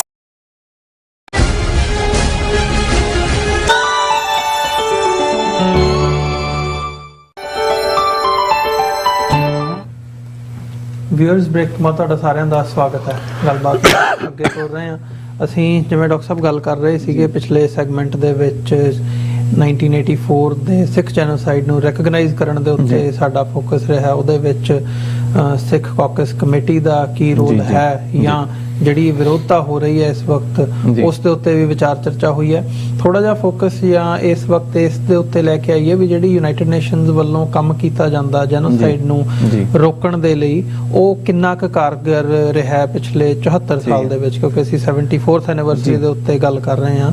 ਤੇ ਨਾਲ ਹੀ ਨਾਲ ਜਿਵੇਂ ਤੁਸੀਂ ਜ਼ਿਕਰ ਕੀਤਾ ਕਿ ਇੰਡੀਆ ਨੇ ਆਪਣੀਆਂ ਰਿਜ਼ਰਵੇਸ਼ਨਸ ਜਮ੍ਹਾਂ ਕਰਾਈਆਂ ਹੋਈਆਂ ਨੇ from the very first day. ਠੀਕ ਹੈ, ਹੁਣ ਮਤਲਬ ਜੇ ਇੰਡੀਆ ਇਸ ਗੱਲ ਨੂੰ, ਸਾਡੇ ਲਈ ਇੰਡੀਆ ਫੋਕਸ ਹੈ ਕਿਉਂਕਿ ਅਸੀਂ ਕਹਿ ਲਓ ਵੀ ਉਸ ਪਾਰਟ ਦੇ ਵਿਕਟਮ ਹੈਗੇ ਆ ਤੇ ਇੰਡੀਆ ਨੂੰ ਅਸੀਂ ਉਸ ਇੰਡੀਅਨ ਸਟੇਟ ਨੂੰ ਅਸੀਂ ਉਸ ਦੇ ਲਈ ਬਲੇਮ ਕਰਦੇ ਆ। ਤੇ ਇਸ ਫੋਕਸ ਨੂੰ ਮੁੱਖ ਰੱਖਦਿਆਂ ਹੋਇਆਂ ਕਿਵੇਂ ਦੇਖਦੇ ਹੋ ਵੀ ਜਿੱਥੇ ਉਹਨਾਂ ਨੇ ਰਿਜ਼ਰਵੇਸ਼ਨਸ ਜਮ੍ਹਾਂ ਕਰਾਈਆਂ ਨੇ ਉੱਥੇ ਉਹ ਆਉਂਦੇ ਵੀ ਆ, ਗੱਲਬਾਤ ਵੀ ਆਪਣੀ ਰੱਖਦੇ ਆ, ਮੰਨਦੇ ਵੀ ਕੁਝ ਨਹੀਂ ਤੇ ਗੱਲ ਕਿਤੇ ਜਾਂਦੀ ਨਹੀਂ। ਠੀਕ ਹੈ, ਦੇਖੋ ਅਮਰਵੀਰ, ਜਿਹੜੀ ਜੈਨੋਸਾਈਡ ਆ ਨਾ, ਇੱਕ ਤੇ ਹੈਗਾ ਜੈਨੋਸਾਈਡ ਦਾ ਜਿਹੜਾ ਫਾਈਨਲ ਐਕਟ ਆ ਜਿਹਨੂੰ ਅਸੀਂ ਕਹਿੰਦੇ ਆ ਵੀ ਜੈਨੋਸਾਈਡ ਹੋ ਗਈ, ਹੋਲੋਕਾਸਟ ਹੋ ਗਿਆ ਜੀ। ਇੱਕ ਬੜੀ ਵਧੀਆ ਗੱਲ ਕਹੀ ਸੀ UN ਅੰਡਰ ਸੈਕਟਰੀ ਜਨਰਲ ਨੇ ਵੀ ਜਿਹੜੀ ਜੈਨੋਸਾਈਡ ਆ ਉਹ ਗੈਸ ਚੈਂਬਰ ਉਹਦੀ ਆਖਰੀ ਸਟੇਜ ਹੁੰਦੀ ਆ। ਲੋਕਾਂ ਨੂੰ ਗੈਸ ਚੈਂਬਰ ਦਾ ਪਤਾ ਜਿਹ ਹਿਟਲਰ ਨੇ, ਨਾਟਸੀ ਜਰਮਨੀ ਨੇ ਲੋਕਾਂ ਨੂੰ ਪਾਇਆ ਸੀਗਾ ਜੀ। ਇਹ ਜਿਹੜੀ ਪਹਿਲੀ ਸਟੇਜ ਹੁੰਦੀ ਆ ਹੇਟ ਸਪੀਚ ਹੁੰਦੀ ਆ। ਮੈਂ ਪਹਿਲੀਆਂ ਤੁਸੀਂ ਅਗਰ ਤੁਹਾਨੂੰ ਯਾਦ ਹੋਵੇ ਪ੍ਰੈਜੈਂਟੇਸ਼ਨ ਵਿੱਚ ਹਮੇਸ਼ਾ ਕਹਿੰਦਾ ਵੀ 8 ਐਂਡੈਮਿਕਲੀ 8 ਸਟੇਜਸ ਆ ਜੈਨੋਸਾਈਡ, 8 ਸਟੇਜਸ ਆਫ ਜੈਨੋਸਾਈਡ। ਹਾਂਜੀ, ਉਹਦੀਆਂ 8 ਸਟੇਜਸ ਆ ਜਿਹਦੇ ਚ ਆਈਡੈਂਟੀਫਿਕੇਸ਼ਨ ਵੀ ਆ, ਫਿਰ ਲੋਕਾਂ ਨੂੰ ਵੱਖਰਾ ਕਰਨਾ ਵਾ, ਹੇਟ ਸਪੀਚ ਆ, ਉਹਨਾਂ ਦੀ ਪੋਲਰਾਈਜੇਸ਼ਨ ਕਰਨਾ, ਫਿਰ ਐਕਸਟਰਮੀਨੇਸ਼ਨ, ਉਹ ਸਾਰੀਆਂ ਸਟੇਜਸ ਨਾਲ UN ਡੀਲ ਕਰਦੀ ਹੈ। ਫਿਰ ਡਿਨਾਇਲ ਫਿਰ ਇਨ ਦੀ ਐਂਡ ਜਿਹਨੂੰ ਹੋ ਜਾਏ ਫਿਰ ਡਿਨਾਇਲ ਆ। ਹੁਣ ਇਹ ਜਿਹੜੀਆਂ ਸਟੇਜਸ ਆ ਇਹ ਹਰ ਸਟੇਜ ਦੀਆਂ ਵੱਖਰੀ ਵੱਖਰੀ ਕੰਪਲਿਕੇਸ਼ਨਸ ਆ। ਔਰ UN ਜਿਹੜੀ ਤੁਸੀਂ ਗੱਲ ਕਰ ਰਹੇ ਸੀ ਵੀ UN ਕਿੰਨੀ ਕੁ ਇਫੈਕਟਿਵ ਰਹੀ, UN ਦੀ ਫੇਲੀਅਰਸ ਵੀ ਹੈਗੇ ਆ ਪੀਸ ਕੀਪਿੰਗ 'ਚ ਵੀ ਔਰ ਜੈਨੋਸਾਈਡ 'ਚ ਵੀ, ਪਰ ਸਕਸੈਸ ਵੀ ਆ ਕਿ ਜਿਹੜੇ ਵੱਡੇ ਘੱਲੂਕਾਰੇ ਹੋਏ ਆ ਉੱਦਾਂ ਦੇ ਅੱਜ ਕੱਲ੍ਹ ਨਹੀਂ ਵਾਪਰਦੇ। ਔਰ ਉਹਦੇ ਤੇ UN ਨਾਲ ਹੀ ਨਾਲ ਜਿਹੜਾ ਆਪਣੀ ਮੈਂਬਰ ਸਟੇਟਸ ਨੂੰ ਵਾਰਨ ਕਰਦਾ ਵਾ। ਉਹਦੇ 'ਚ ਖਾਸ ਤੌਰ ਤੇ ਜਿਹੜੇ ਸਰਬੀਆ ਦੇ ਵਿੱਚ ਹੋਈ ਔਰ ਬੋਸਨੀਆ ਦੇ ਜਿਹੜੇ ਮੁਸਲਮਾਨਾਂ ਦੀ ਜੈਨੋਸਾਈਡ ਹੋਈ ਸੀ, ਉਹਨੂੰ ਵਾਈਡਰ ਨਾ ਸਿਰਫ ਵਾਈਡਰ ਰੈਕਗਨਾਈਜ਼, ਉਹ 'ਚ ਵੀ ਅਮਰੀਕਾ ਨੇ ਬਹੁਤ ਵੱਡਾ, ਪ੍ਰੈਜ਼ੀਡੈਂਟ ਕਲਿੰਟਨ ਨੇ ਬਹੁਤ ਵੱਡਾ ਰੋਲ ਪਲੇ ਕੀਤਾ ਸੀਗਾ।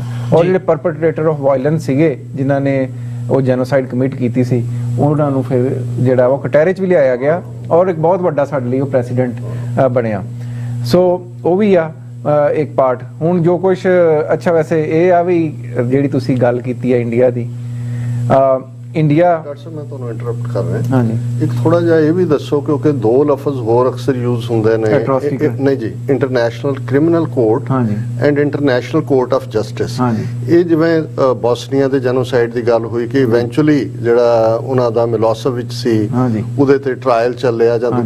ਇਹ ਕਿਹਨਾਂ ਹਾਲਾਤਾਂ, ਜਿਵੇਂ ਹੁਣ ਅਸੀਂ ਸਿੱਖਾਂ ਦੇ ਅਗੇਂਸਟ ਕ੍ਰਾਈਮਸ ਦੀ ਗੱਲ ਕਰਦੇ ਹਾਂ, ਕਈ ਵਾਰ ਸਾਡੇ ਕੁਝ ਵਿਊਅਰਸ ਪੰਜਾਬ ਚੋਂ ਕਹਿਣਗੇ ਜੀ ਤੁਸੀਂ ਇੰਟਰਨੈਸ਼ਨਲ ਕ੍ਰਿਮੀਨਲ ਕੋਰਟ 'ਚ ਕਿਉਂ ਨਹੀਂ ਜਾਂਦੇ, ਹੈ ਨੀ, ਜਾਂ ਇਹਦੇ ਬਾਰੇ ਦੱਸੋ ਕਿ ਜਿਹੜੇ ICC ਔਰ ICJ ਨੇ, ਇੰਟਰਨੈਸ਼ਨਲ ਕੋਰਟ ਆਫ ਇਹਨਾਂ ਦਾ UN ਨਾਲ ਕੀ ਸੰਬੰਧ ਹੈ, ਜਾਂ ਅਦਰਵਾਈਜ਼ ਇਹ ਜਿਹੜੇ ਦੋ ਕੋਰਟ ਆ ਦੇ ਆਰ ਇੰਡੀਪੈਂਡੈਂਟ ਕੋਰਟਸ। ਆਪਾਂ ਕਈ ਵਾਰੀ ਇਹ ਸਮਝਦੇ ਆ ਵੀ ਇਹ UN ਟੂ ਡਿਕਟੇਸ਼ਨ ਲਈ, ਤੇ ਇਦਾਂ ਦੀ ਗੱਲ ਨਹੀਂ। ਦੇ ਆਰ ਜੂਰਿਸ ਸੁਪਰੀਮ ਇੰਸਟੀਟਿਊਸ਼ਨ ਜਿਹੜੇ ਇੰਡੀਪੈਂਡੈਂਟਲੀ ਕੰਮ ਕਰਦੇ ਆ, ਪਰ ਉਹਦੇ 'ਚ ਜਿਹੜੀ UN ਟ੍ਰੀਟੀਜ਼ ਹੈ ਕਨਵੈਂਟ ਨੂੰ, ਉਹਨੂੰ ਹੀ ਮੁੱਖ ਆਧਾਰ ਬਣਾਇਆ ਜਾਂਦਾ। ਜਿਹੜੀ ਇੰਟਰਨੈਸ਼ਨਲ ਕੋਰਟ ਆਫ ਜਸਟਿਸ ਹੈ ਨਾ, ਉਹ ਬੇਸਿਕਲੀ ਆਰਬਿਟ੍ਰੇਸ਼ਨ ਦੀ ਇੱਕ ਕੋਰਟ ਆ। ਜੇ ਲੈਟ ਸੇ ਇੱਕ ਦੋ ਦੇਸ਼ਾਂ ਦੇ ਵਿੱਚ ਪੰਗਾ ਪੈ ਜਾਂਦਾ ਜਾਂ ਕੋਈ ਉਹਨਾਂ ਦਾ ਆਪਸ ਦੇ ਵਿੱਚ ਕੋਈ ਕਨਫਲਿਕਟ ਆ ਜਾਂਦਾ, ਜਿਸ ਤਰ੍ਹਾਂ ਕੁਲਭੂਸ਼ਣ ਯਾਦਵ ਦਾ ਕੇਸ, ਸਪਾਈ ਜਿਹੜਾ ਜਾਂ ਪਹਿਲਾਂ ਪਾਣੀਆਂ ਦਾ ਮਸਲਾ ਰਿਹਾ, ਸੋ ਜਾਂ ਕੋਈ ਟੈਰੀਟੋਰੀਅਲ ਇਸ਼ੂ ਆ ਜਾਂਦਾ, ਜਿਹਦੇ 'ਚ ਇਹ ਹੁੰਦਾ ਵੀ ਦੋ ਦੇਸ਼ਾਂ ਦੀ ਕੋਈ ਆਪਸ 'ਚ ਟ੍ਰੀਟੀ ਹੈਗੀ ਆ, ਦੋਵੇਂ ਵਾਇਲੇਟ ਕਰ ਰਹੇ, ਔਰ ਉਹਦੇ 'ਚ ਫਿਰ ਦੋਵਾਂ ਦਾ ਸਹਿਮਤ ਹੋਣਾ ਕਿ ਅਸੀਂ ਇੰਟਰਨੈਸ਼ਨਲ, ਪਰ ਉਹ ਇਹ ਦੋਨੋਂ ਹੀ ICC ਔਰ ICJ ਇਹ ਇੰਟਰਨੈਸ਼ਨਲ ਲਾਅ ਦੇ ਥੱਲੇ ਫਾਈਨਲ ਅਥਾਰਟੀਜ਼ ਨੇ, ਬਾਈਂਡਿੰਗ ਨੇ ਇਹਨਾਂ ਦੀਆਂ ਰਿਪੋਰਟਸ। ਦੇਖੋ, ਜਿਹੜੀ ਇੰਟਰਨੈਸ਼ਨਲ ਕੋਰਟ ਆਫ ਜਸਟਿਸ ਆ, ਉਹਦੇ ਵਿੱਚ ਤੇ ਬੁਨਿਆਦੀ ਚੀਜ਼ ਇਹ ਆ ਵੀ ਜੇ ਇੱਕ ਸਟੇਟ ਜਾਣਾ ਚਾਹੇ ਦੂਸਰੀ ਕਵੇ ਮੈਂ ਨਹੀਂ ਜਾਣਾ, ਤੇ ਯੂ ਕਾਂਟ ਡੂ ਐਨੀਥਿੰਗ। ਉਹਦੇ 'ਚ ਜਾ ਕੇ ਜਿਹੜੀ ਵੀ ਚੀਜ਼ ਉਹਦੇ 'ਚ ਫਾਈਨਲ ਹੋਵੇ, ਉਹਨਾਂ ਨੂੰ UN ਟ੍ਰੀਟੀ ਦੇ ਹੇਠ ਉਹਨੂੰ ਸੈਟਲ ਕਰਨਾ ਪੈਂਦਾ। ਪਰ ਉਹਦੇ 'ਚ ਇਹ ਆ ਵੀ ਜਿਹੜੇ ਵੀ ਬੰਦੇ ਜਾ ਰਹੇ, ਦੋਵਾਂ ਪਾਰਟੀਆਂ ਦਾ ਜਾਣਾ ਜ਼ਰੂਰੀ ਹੈ। ਪਰ ਅਸੀਂ ਵਾਰ ਕ੍ਰਿਮੀਨਲਸ ਦੇ ਮਾਮਲੇ 'ਚ ICC ਦੀ ਗੱਲ ਕਰੀਏ, ਹਾਂ, ਵਾਰ ਜਿਹੜੀ ਗੱਲ ਹੈ ਹੁਣ, ਜਿਹੜੀ ਨਾ ਡਾਕਟਰ ਸਾਹਿਬ, ਆਪਾਂ ਜਿਸ ਤਰ੍ਹਾਂ ਵਾਰ ਕ੍ਰਾਈਮਸ ਜਿਹੜੇ ਆ ਜੀ, ਹੁਣ ਆਪਾਂ ਕਈ ਵਾਰੀ ਇਹਨੂੰ ਓਵਰਲੀ ਸਿੰਪਲੀਫਾਈਡ ਕਰ ਦਿੰਦੇ ਆ, ਕਿਉਂਕਿ ਇੱਕ ਸਧਾਰਨ ਬੰਦੇ ਲਈ ਇਹ ਸਾਰੀ ਚੀਜ਼ਾਂ, ਅਟਰੋਸਿਟੀ ਕ੍ਰਾਈਮ ਹੋਏ, ਵਾਰ ਕ੍ਰਾਈਮ ਹੋਏ, ਕ੍ਰਾਈਮਸ ਅਗੇਂਸਟ ਹਿਊਮੈਨਿਟੀ ਹੋ ਗਏ, ਜੈਨੋਸਾਈਡ ਹੋ ਗਈ, ਅਸੀਂ ਇਹਨਾਂ ਸਾਰਿਆਂ ਨੂੰ ਇੱਕੋ ਕੁਛ ਹੀ ਸਮਝਦੇ ਆ ਤੇ ਕਹਿੰਦੇ ਆ ਵੀ ਇਹਨੂੰ ਅਸੀਂ ਜਿਹੜਾ ਵਾ ਉਹ ICC 'ਚ ਲੈ ਜਾ ਸਕਦੇ ਆ। ਪਰ ਇਦਾਂ ਦੀ ਗੱਲ ਹੈ ਨਹੀਂ। UN ਨੇ ਅਟਰੋਸਿਟੀ ਕ੍ਰਾਈਮਸ ਦੀ, ਵਾਰ ਕ੍ਰਾਈਮਸ ਦੀ, ਕ੍ਰਾਈਮਸ ਅਗੇਂਸਟ ਹਿਊਮੈਨਿਟੀ ਦੀ, ਜੈਨੋਸਾਈਡ ਦੀ ਵੱਖਰੀ ਇੱਕ ਡੈਫੀਨੇਸ਼ਨ ਕੀਤੀ ਆ, ਔਰ ਉਹਨੂੰ ਉੱਥੇ ਤੱਕ ਖੜਨ ਦੇ ਵੱਖਰੇ ਪ੍ਰੋਸੈਸ ਆ।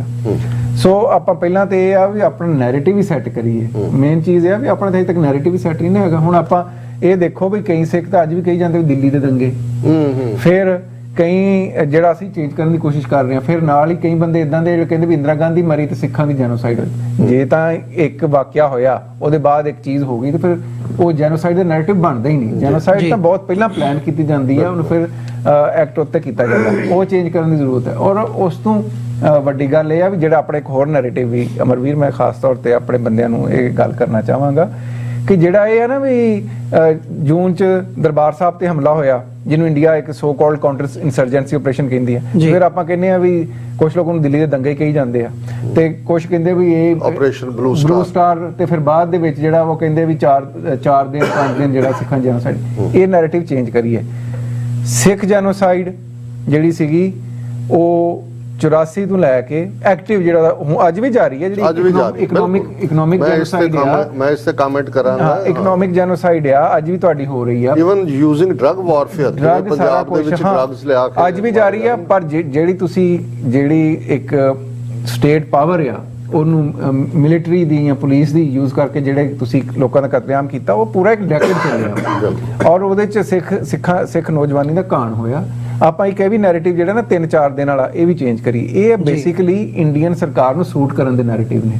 ਇਹਨੂੰ ਜਿਹੜਾ ਦੰਗੇ ਕਹਿਣਾ, ਇਹਨੂੰ 3-4 ਦਿਨਾਂ ਤੱਕ ਸੀਮਤ ਕਰ ਦੇਣਾ, ਇਹਨੂੰ ਸਿਰਫ ਦਿੱਲੀ ਤੱਕ ਹੀ ਸੀਮਤ ਕਰ ਦੇਣਾ ਜੀ। ਇਹ ਸਾਰੀਆਂ ਚੀਜ਼ਾਂ ਤੋਂ ਬਾਹਰ ਨਿਕਲੀਏ। ਜਦੋਂ ਤੁਸੀਂ ਇੱਥੇ ਤੱਕ ਆਓਗੇ, ਆਪਣਾ ਇੱਕ ਨੈਰੇਟਿਵ ਸੈੱਟ ਕਰੋਗੇ, ਫਿਰ ਅਸੀਂ ਉਹੀ ਗੱਲ ਕਰਨੇ ਆ ਵੀ ਜੇ ਤੁਹਾਡੀ ਇੰਟਰਨੈਸ਼ਨਲ ਸਿਸਟਮ 'ਚ ਸੇ ਹੈ ਤੇ ਤੁਸੀਂ ਉੱਥੇ ਦੇਸ਼ ਨਾ ਹੋਣ ਦਾ ਸਭ ਤੋਂ ਵੱਡਾ ਨੁਕਸਾਨ ਹੀ ਇਹ ਆ ਕਿ ਅੱਜ ਅਸੀਂ ਜਿਨ੍ਹਾਂ ਨਾਲ ਲੌਬਿੰਗ ਕਰਨਾ ਚਾਹੁੰਦੇ ਆ, ਜਿਸ ਤਰ੍ਹਾਂ ਆਪਾਂ ਪਹਿਲਾਂ ਹੀ ਗੱਲ ਕਾਕਸ ਤੇ ਕਰਕੇ ਹਟੇ ਵੀ ਅੱਜ ਤੁਹਾਡੇ ਕੋਲ ਦੋਵਾਂ ਪਾਰਟੀਆਂ ਦੇ 50 ਕਾਂਗਰਸਮੈਨ ਨੇ, ਆਪਣੀ ਕਮਿਊਨਿਟੀ ਦੇ ਬੰਦੇ ਹੀ ਉਹਨਾਂ ਦੀ ਲੱਤ ਖਿੱਚੀ ਜਾਂਦੇ ਆ। ਜੇ ਕੋਈ ਇੱਕ ਚਿੱਠੀ ਲਿਖ ਦਿੰਦਾ, ਹੁਣ ਜਿਸ ਤਰ੍ਹਾਂ ਕਿਸਾਨੀ ਦੇ ਸੰਘਰਸ਼ ਬਾਰੇ ਜਿਹੜਾ ਚੇਅਰ ਸੀਗਾ, ਦੋਵੇਂ ਕੋ ਚੇਅਰਸ ਬਾਈ ਦਾ ਵੇ, ਉਹਨਾਂ ਦੋਵਾਂ ਨੇ ਅੰਬੈਸਡਰ ਸਿੰਧੂ ਜਿਹੜਾ ਉਸ ਇੰਡੀਆ ਦਾ ਅੰਬੈਸਡਰ ਸੀ, ਉਹਨੂੰ ਚਿੱਠੀ ਲਿਖੀ ਸੀ ਸੰਧੂ, ਹਾਂਜੀ, ਉਹਦੇ ਤੇ ਜਿਹੜਾ ਕਾਂਗਰਸਮੈਨ ਜੌਨ ਗਰਮੰਡੀ ਆ, ਜਿਹੜੇ ਬੰਦੇ ਅੱਜ ਕਾਕਸ ਦਾ ਵਿਰੋਧ ਕਰਦੇ, ਉਹਦੇ ਦਫ਼ਤਰ ਬਾਹਰ ਮੁਜ਼ਾਹਰਾ ਕਰ ਰਹੇ ਸੀਗੇ, ਉਹ ਇਹ ਚਿੱਠੀ ਜਿਹੜੀ ਆ ਉਹ ਕਹਿੰਦੇ ਮੁਜ਼ਾਹਰਾ ਕੀਤਾ, ਲੋਕਾਂ ਨੇ ਪੁੱਛਿਆ ਵੀ ਤੁਸੀਂ ਕਿਉਂ ਮੁਜ਼ਾਹਰਾ ਕਰ ਰਹੇ ਜੀ, ਇਹ ਨਰਮ ਚਿੱਠੀ ਸੀਗੀ। ਸੋ ਆਪਾਂ ਪਹਿਲਾਂ ਆਪਣੇ ਆਪ ਨੂੰ ਸੈੱਟ ਕਰੀਏ, ਬਾਅਦ ਚ ਅਸੀਂ ਉੱਥੇ ਲੈ ਕੇ ਜਾ ਸਕਦੇ ਹਾਂ। ਪਹਿਲਾਂ ਉਹਦੇ ਮੈਂ ਜਿਹੜਾ ਇੱਕ ਇਨ ਬਰੀਫ ਡਾਕਟਰ ਸਾਹਿਬ, ਹਾਂਜੀ, ਪਹਿਲਾਂ ਆਪਣਾ ਨੈਰੇਟਿਵ ਸੈੱਟ ਕਰੀਏ, ਫਿਰ ਆਪਾਂ ਉਹਦੇ ਤੇ ਲੌਬਿੰਗ ਕਰਕੇ ਇੰਟਰਨੈਸ਼ਨਲ ਸਪੋਰਟ ਗੀਅਰ ਕਰੀਏ, ਤਾਂ ਹੀ ਆਪਾਂ ਉੱਥੇ ਤੱਕ ਇਸ ਸਾਰੇ ਮੁੱਦੇ ਨੂੰ ਲੈ ਕੇ ਜਾ ਸਕਦੇ ਹਾਂ। ਅੱਛਾ, ਉਸ ਤੋਂ ਫਿਰ ਇੱਕ ਹੋਰ ਗੱਲ, ਮੈਂ UN ਦੇ ਜਿਹੜੇ ਵੀ ਸਪੈਸ਼ਲ ਪ੍ਰੋਸੀਜਰ ਆ, UN ਦੇ ਕੋਈ ਸਪੈਸ਼ਲ ਪ੍ਰੋਸੀਜਰ ਵੀ ਜਿਹੜੇ ਸਪੈਸ਼ਲ ਪ੍ਰੋਸੀਜਰ ਆ, ਵਿੱਚ ਪਹਿਲੀ ਚੀਜ਼ ਇਹ ਆ ਵੀ ਤੁਸੀਂ ਉਹ ਸਾਰੇ ਦੀ ਸਾਰੇ UN 'ਚ ਲਿਆਉਣ ਤੋਂ ਪਹਿਲਾਂ ਜਿਹੜਾ ਇੰਟਰਨਲ ਜਸਟਿਸ ਸਿਸਟਮ ਹੈ ਉਹਨੂੰ ਐਗਜ਼ੌਸਟ ਕੀਤਾ ਹੋਵੇ। ਹੁਣ ਉਹਦੇ 'ਚ ਇਹ ਆ ਵੀ ਸਾਨੂੰ ਇਹ ਵੀ ਸਫੀਸ਼ੀਐਂਟ ਐਵੀਡੈਂਸ ਚਾਹੀਦੀ ਆ to take it to the next level, ਕਿ ਤੁਸੀਂ ਇੰਡੀਆ ਦਾ ਜਿਹੜਾ ਸਾਨੂੰ ਪਤਾ ਸਾਨੂੰ ਇਨਸਾਫ ਨਹੀਂ ਮਿਲਣਾ, ਕਿਸੇ ਨੇ ਸਾਡੀ ਸੁਣਨੀ ਨਹੀਂ, ਪਰ ਤੁਹਾਨੂੰ ਉਹਨਾਂ ਚੈਨਲਸ ਨਾਲ ਕਮਿਊਨੀਕੇਟ ਕਰਕੇ ਉੱਥੇ ਅਦਾਲਤਾਂ 'ਚ ਇਹਨਾਂ ਚੀਜ਼ਾਂ ਨੂੰ ਲਿਆਉਣਾ ਪੈਣਾ। ਉੱਥੋਂ ਜੇ ਤੁਹਾਨੂੰ ਇਨਸਾਫ ਨਹੀਂ ਮਿਲਦਾ, ਉਹਨੂੰ ਡਾਕੂਮੈਂਟ ਕਰਨਾ ਪੈਣਾ ਕਿ ਭਾਈ ਅਸੀਂ ਇੰਟਰਨਲ ਸਟਰਕਚਰ 'ਚ ਆਵਾਜ਼ ਚੁੱਕਣ ਦੀ ਕੋਸ਼ਿਸ਼ ਕੀਤੀ ਆ, ਸਾਡੀ ਕੋਈ ਸੁਣਵਾਈ ਨਹੀਂ ਹੋਈ, ਅਸੀਂ ਤਾਂ ਤੁਹਾਡੇ ਕੋਲ ਲੈ ਕੇ ਆਏ। ਔਰ ਉਸ ਪਾਸੇ ਵੀ ਸਾਨੂੰ ਕੁਝ ਉਪਰਾਲੇ ਪਹਿਲਾਂ ਹੋਏ ਆ, ਹੋਰ ਕੰਮ ਕਰਨ ਦੀ ਜ਼ਰੂਰਤ ਹੈ। ਜੀ ਡਾਕਟਰ ਸਾਹਿਬ, ਮੈਂ ਹਾਲਾਂ ਅਮਰਵੀਰ ਦੇ ਮੈਂ ਸਵਾਲ ਚੁਰਾ ਰਿਹਾ ਸ਼ਾਇਦ। ਇੱਕ ਪਾਸੇ ਜਿਸ ਕਨਵੈਨਸ਼ਨ ਦੇ ਵਿੱਚ ਜਾਂ 74 ਸਾਲ ਪਹਿਲਾਂ ਜਿਹਨੇ ਇਹ ਕਨਵੈਨਸ਼ਨ ਅਗੇਂਸਟ ਜੈਨੋਸਾਈਡ ਔਰ ਪ੍ਰੀਵੈਂਸ਼ਨ ਆਫ ਜੈਨੋਸਾਈਡ ਕੀਤਾ, ਉਸੇ 'ਚ ਹੀ ਰਾਈਟ ਆਫ ਸੈਲਫ ਡਿਟਰਮੀਨੇਸ਼ਨ ਦੀ ਗੱਲ ਵੀ ਹੁੰਦੀ ਹੈ। ਹੁਣ ਜਦੋਂ ਅਸੀਂ ਆਲਰੇਡੀ ਸਿੱਖ ਜੈਨੋਸਾਈਡ ਜਿਹੜਾ ਬਿਲਕੁਲ ਤੁਸੀਂ ਠੀਕ ਕਿਹਾ ਕਿ ਜੂਨ 84 ਔਨਸੈਟ ਸੀ ਔਰ ਉਹ ਕੰਟੀਨਿਊਸ ਹੈ ਜੈਨੋਸਾਈਡ, ਅਗਲੇ 10 ਸਾਲ ਉਹਨਾਂ ਨੇ 1.5 ਲੱਖ ਤੋਂ ਜ਼ਿਆਦਾ ਨੌਜਵਾਨ ਮਾਰ ਕੇ ਅਣਪਛਾਤੀਆਂ ਲਾਸ਼ਾਂ ਬਣਾਇਆ, ਫਿਰ ਡਰੱਗ ਵਾਰਫੇਅਰ ਲਿਆਂਦਾ, ਫਿਰ ਅਸੀਂ ਖੇਤੀ ਕਾਨੂੰਨ ਇਕਨੋਮਿਕਲ ਜੈਨੋਸਾਈਡ ਦਾ ਪਾਰਟ ਦੇਖਦੇ ਹਾਂ। ਔਰ ਅੱਜ ਜੋ ਹਾਲਾਤ ਉੱਥੇ ਬਣੇ ਹੋਏ ਨੇ, ਔਰ ਜਿਹੜੀ ਗੱਲ ਬਹੁਤੇ ਕਰਦੇ ਨਹੀਂ, ਮੈਨੂੰ ਇੱਕ ਇੰਪੈਂਡਿੰਗ ਜੈਨੋਸਾਈਡ ਪੰਜਾਬ 'ਚ ਨਜ਼ਰ ਆ ਰਿਹਾ, ਜੋ ਕੁਝ ਇਹ ਪਲਾਨ ਕਰ ਰਹੇ ਨੇ। ਹੁਣ ਮੇਰਾ ਸਵਾਲ ਇਹ ਹੈ ਕਿ ਜਦੋਂ ਅਸੀਂ ਇਜ਼ਰਾਈਲ ਦੀ ਕਾਇਮੀ ਦੀ ਗੱਲ ਦੇਖਦੇ ਹਾਂ, ਉਹਦੇ ਲਈ ਵੱਡਾ ਆਧਾਰ ਹੀ ਉਹਨਾਂ ਦੀ ਪਰਸੀਕਿਊਸ਼ਨ ਬਣਿਆ, ਉਹਨਾਂ ਦੇ ਜੈਨੋਸਾਈਡ ਬਣਿਆ ਕਿ they have a right to this. ਬਾਕੀ ਇੱਕ ਡਿਫਰੈਂਟ ਕਹਾਣੀ ਹੈ। ਹਾਲਾਂ we always condemn whatever Israel is doing to the Palestinians, issue ਨਹੀਂ ਹੈ, ਮੈਂ ਪ੍ਰੈਸੀਡੈਂਟ ਦੀ ਗੱਲ ਕਰ ਰਿਹਾ। ਸੋ ਇਹ ਜਿਹੜੇ ਸਿੱਖ ਜੈਨੋਸਾਈਡ ਹੈ ਜਿਹੜਾ ਕੰਟੀਨਿਊਸ ਆਲਮੋਸਟ 38 ਸਾਲ ਤੋਂ, ਇਹਦਾ ਆਧਾਰ ਬਣਾ ਕੇ ਸਾਡਾ ਰਾਈਟ ਆਫ ਸੈਲਫ ਡਿਟਰਮੀਨੇਸ਼ਨ ਜਾਂ ਜਿਹਦੇ ਲਈ ਖਾਲਿਸਤਾਨ ਲਫ਼ਜ਼ ਸਾਡੇ ਸ਼ਹੀਦਾਂ ਨੇ ਦਿੱਤਾ ਹੈ, ਇਹਦਾ ਸਫ਼ਰ ਕਿੰਨਾ ਔਖਾ ਹੈ ਜਾਂ ਇਹਨੂੰ ਅਸੀਂ ਕਿਵੇਂ ਇਹਦੇ ਨਾਲ ਦੇਖੋ ਡਾਕਟਰ ਸਾਹਿਬ, ਆਪਾਂ ਉਹੀ ਗੱਲ ਜਿਹੜੀ ਆਪਾਂ ਫਿਰ ਵਾਪਸ ਜਾਈਏ, ਜਿਹੜਾ ਪਹਿਲਾ ਹੀ ਸਵਾਲ ਸੀਗਾ ਅਮਰਵੀਰ ਦਾ, ਕਿ UN ਜਿਹੜਾ ਦਾ ਹੋਣ ਚਾਹੁੰਦਾ ਹੀ ਡੈਮਬਾਰਟਨ ਉਹ ਪ੍ਰਪੋਜ਼ਲ ਦਾ ਬੁਨਿਆਦੀ ਮੁੱਖ ਆਧਾਰ ਹੀ ਰਾਈਟ ਟੂ ਸੈਲਫ ਡਿਟਰਮੀਨੇਸ਼ਨ ਸੀ। ਉਸੇ ਰਾਈਟ ਆਫ ਸੈਲਫ ਡਿਟਰਮੀਨੇਸ਼ਨ ਨੂੰ ਸਪਰੈਸ ਕਰਨ ਲਈ ਜਿਹੜਾ ਉਹ ਹਮੇਸ਼ਾ ਲੋਕਾਂ ਦੀ ਜੈਨੋਸਾਈਡ ਹੋਈ ਹੈ ਜੀ। ਸੋ ਇਹ ਦੋਵੇਂ ਚੀਜ਼ਾਂ ਇੰਟਰਲਿੰਕਡ ਆ। ਰਾਈਟ। ਜਿਹੜੀ ਤੁਸੀਂ ਗੱਲ ਕਰ ਰਹੇ ਹੋ ਸਟੇਟ ਆਫ ਇਜ਼ਰਾਈਲ ਦੀ, ਹੁਣ ਇਜ਼ਰਾਈਲ ਵੀ ਐਵੇਂ ਹੋਣ 'ਚ ਨਹੀਂ ਆਇਆ। ਉਸ ਵਕਤ ਦੇ ਵੈਸਟ ਨੇ ਫੈਸਲਾ ਕੀਤਾ ਕਿ ਅਸੀਂ ਜਿਹੜਾ ਵਾ ਉਹ ਜੂਡਾਇਜ਼ਮ ਲਈ, ਜੂਜ਼ ਲਈ, ਇਹਨਾਂ ਦੀ ਹੋਂਦ ਵਾਸਤੇ ਜਿੱਥੇ ਇਹਨਾਂ ਦੇ ਰੂਟ ਸੀਗੇ ਉੱਥੇ ਇੱਕ ਸਟੇਟ ਕਾਇਮ ਕਰਨੀ ਹੈ।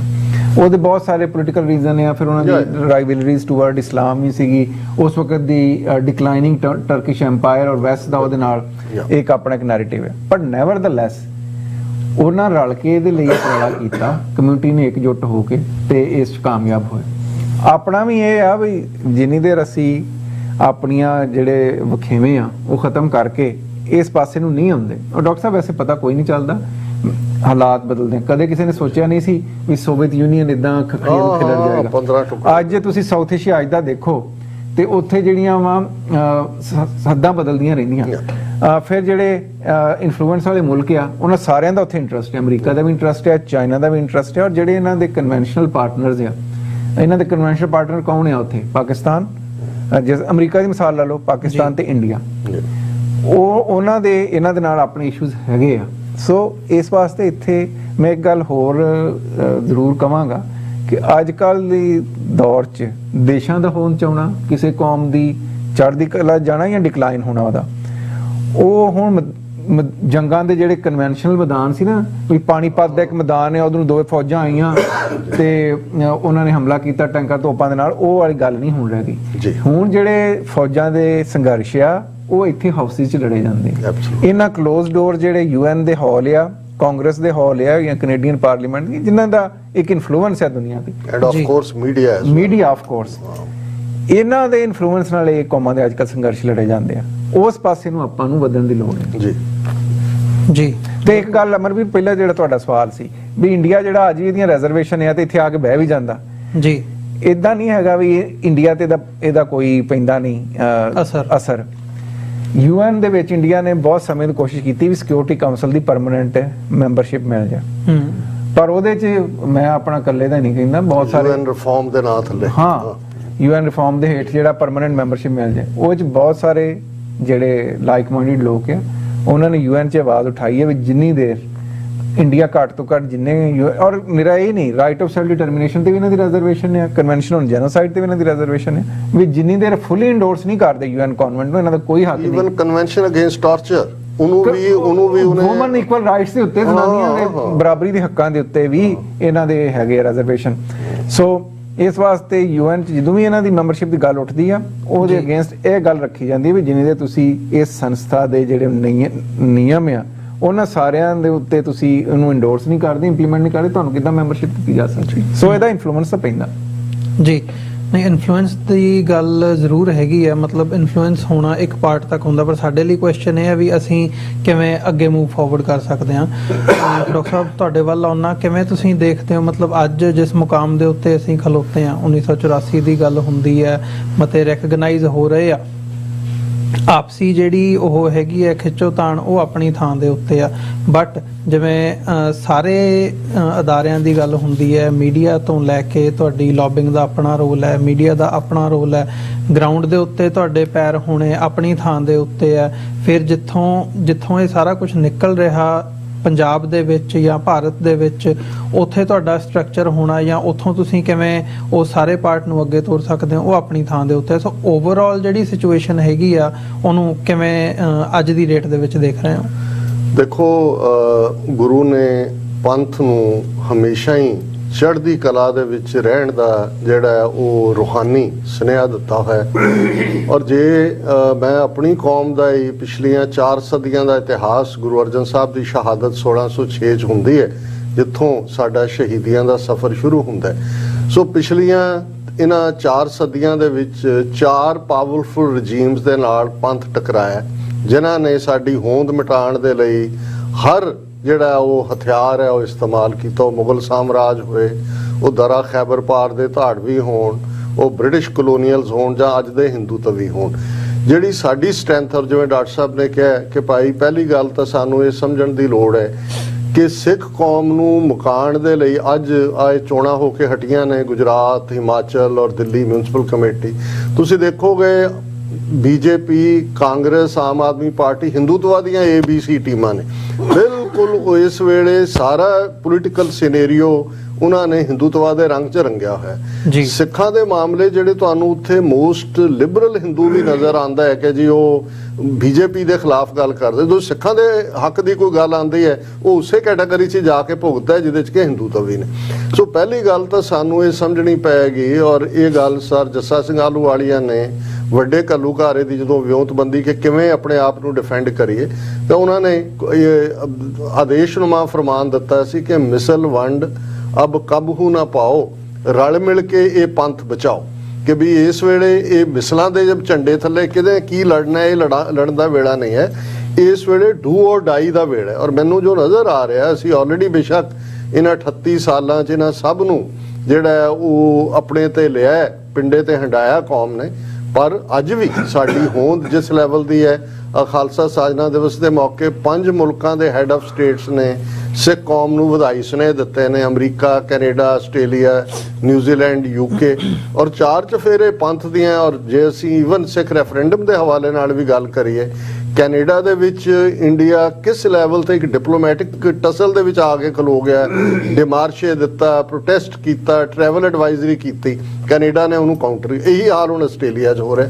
ਮਤਲਬ ਇਹ ਸਾਡੀ, ਔਰ ਸਿੱਖ ਕਾਕਸ ਦੀ ਅਸੀਂ ਗੱਲ ਕੀਤੀ ਹੈ ਕਿ ਆਲਰੇਡੀ 50+ ਕਾਂਗਰਸਮੈਨ ਅਮਰੀਕਾ 'ਚ ਐਗਜ਼ਿਸਟ ਕਰਦੇ ਨੇ। ਬਰਤਾਨੀਆ ਦੀ ਪਾਰਲੀਮੈਂਟ ਦੇ ਵਿੱਚ ਬੀਬੀ ਪ੍ਰੀਤ ਕੌਰ ਗਿੱਲ, ਤਨਮਨਜੀਤ ਸਿੰਘ ਢੇਸੀ, ਜਦੋਂ ਇਹ ਦੋਨੋਂ ਖਲੋ ਕੇ ਬੋਲਦੇ ਨੇ, ਈਵਨ ਬਰਤਾਨੀਆ 'ਚ ਸਿੱਖਾਂ ਨਾਲੋਂ 10 ਗੁਣਾ ਜ਼ਿਆਦਾ ਮੁਸਲਮਾਨ ਹੋਣਗੇ, ਪਰ ਉਹਨਾਂ ਨੂੰ ਵੀ ਲੱਗਦਾ ਵੀ ਇਹ ਸਾਡੇ ਨੁਮਾਇੰਦੇ ਨੇ, ਜਿਵੇਂ ਤਨਮਨਜੀਤ ਸਿੰਘ ਢੇਸੀ ਨੇ ਔਰ ਦੂਜੇ ਨੇ ਸਾਰੇ, ਇਹੀ ਅਸੀਂ ਦੂਸਰੇ ਪਾਸੇ। ਸੋ ਇਹ ਗੁਰੂ ਨੇ ਸ਼ਾਇਦ ਜੇ ਸਾਨੂੰ ਸਰਦਾਰ ਬਣਾਇਆ ਹੈ ਔਰ ਜ਼ਿੰਮੇਵਾਰੀ ਦਿੱਤੀ ਹੈ, ਤਾਂ ਸ਼ਾਇਦ ਕ੍ਰਾਈਸਿਸ ਨਾਲ ਵੀ ਅਸੀਂ ਜੂਝਣਾ ਹੈ, ਤੇ ਅਸੀਂ ਟੁਗੈਦਰਨੈਸ ਨਾਲ, ਮੈਂ ਕੋਈ ਜਿਵੇਂ ਅਲਾਮਾ ਇਕਬਾਲ ਨੇ ਕਿਹਾ ਸੀ ਕਿ ਵੀ ਮੈਂ ਇੰਨਾ ਵੀ ਜਿਹੜਾ ਉਹ ਨਿਰਾਸ਼ ਨਹੀਂ ਹੈ ਆਪਣੇ ਕਿਸ਼ਤੇ ਵਿਰਾਂ ਸੇ, ਜ਼ਰਾ ਨਮ ਹੋ तो बड़ी ये जमीन बड़ी जरखेज है साकी, बड़ी जरखेज है ये मिट्टी साकी। हाँ ਸੋ ਸਿੱਖ ਕੌਮ ਜਿਹੜੀ ਹੈ ਉਹ ਜੂਝਦੀ ਰਹੀ ਹੈ, ਅੱਜ ਵੀ ਮੈਂ ਪੂਰੀ ਤਰ੍ਹਾਂ ਹੋਪਫੁਲ ਹੈ ਕਿ ਅਸੀਂ, ਹਾਂ ਇਹ ਗੱਲ ਦਾ ਮੈਨੂੰ ਕੋਈ ਭੁਲੇਖਾ ਨਹੀਂ ਹੈ ਕਿ ਜਿਹੜਾ ਕੀ ਰੋਲ ਹੈ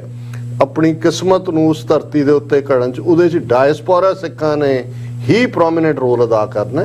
ਅਸੀਂ ਮੁਬਾਰਕਬਾਦ ਹੈ ਪੰਜਾਬ ਦੀ ਧਰਤੀ ਦੇ ਜਾਇਆਂ ਨੂੰ ਜਿਨ੍ਹਾਂ ਨੇ ਆਵਾਜ਼ ਚੁੱਕੀ ਹੈ। ਅੱਜ ਸਿਮਰਨਜੀਤ ਸਿੰਘ ਮਾਨ ਜੇ ਮੌਜੂਦਾ ਹਕੂਮਤ 92 MLA ਲੈ ਕੇ ਫੈਬਰਵਰੀ 'ਚ ਜਿੱਤਦੀ ਹੈ ਤੇ 4 ਮਹੀਨੇ ਬਾਅਦ ਖਾਲਿਸਤਾਨ ਦੇ ਏਜੰਡੇ ਤੇ ਮਾਨ ਸਾਹਿਬ ਸੰਗਰੂਰ ਤੋਂ ਜਿੱਤ ਕੇ ਆਉਂਦੇ ਨੇ, ਕੌਣ ਕਹਿੰਦਾ ਪੰਜਾਬ ਦੀ ਧਰਤੀ ਤੇ ਖਾਲਿਸਤਾਨ ਦੇ ਵਾਰਿਸ ਨਹੀਂ ਨੇ?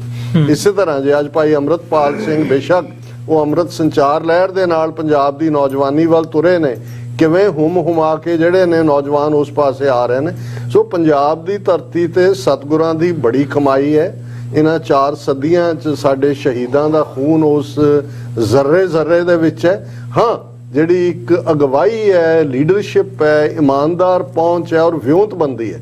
ਅੱਜ ਦੇ ਜ਼ਮਾਨੇ 'ਚ ਅਸੀਂ 47 ਦਾ ਦੌਰ ਇਸ ਲਈ ਬਾਰ-ਬਾਰ ਯਾਦ ਕਰਦੇ ਹਾਂ ਕਿ ਉਹ ਮਿਸਡ ਓਪਰਚੁਨਿਟੀ ਸੀ। ਸਾਡੀ ਲੀਡਰਸ਼ਿਪ ਸਮੇਂ ਦੀ ਹਾਣ ਦੀ ਨਹੀਂ, ਉਦੋਂ ਵੀ ਇਹ ਕੁਛ ਸੀ ਜੋ ਅੱਜ ਨਜ਼ਰ ਆ ਰਿਹਾ।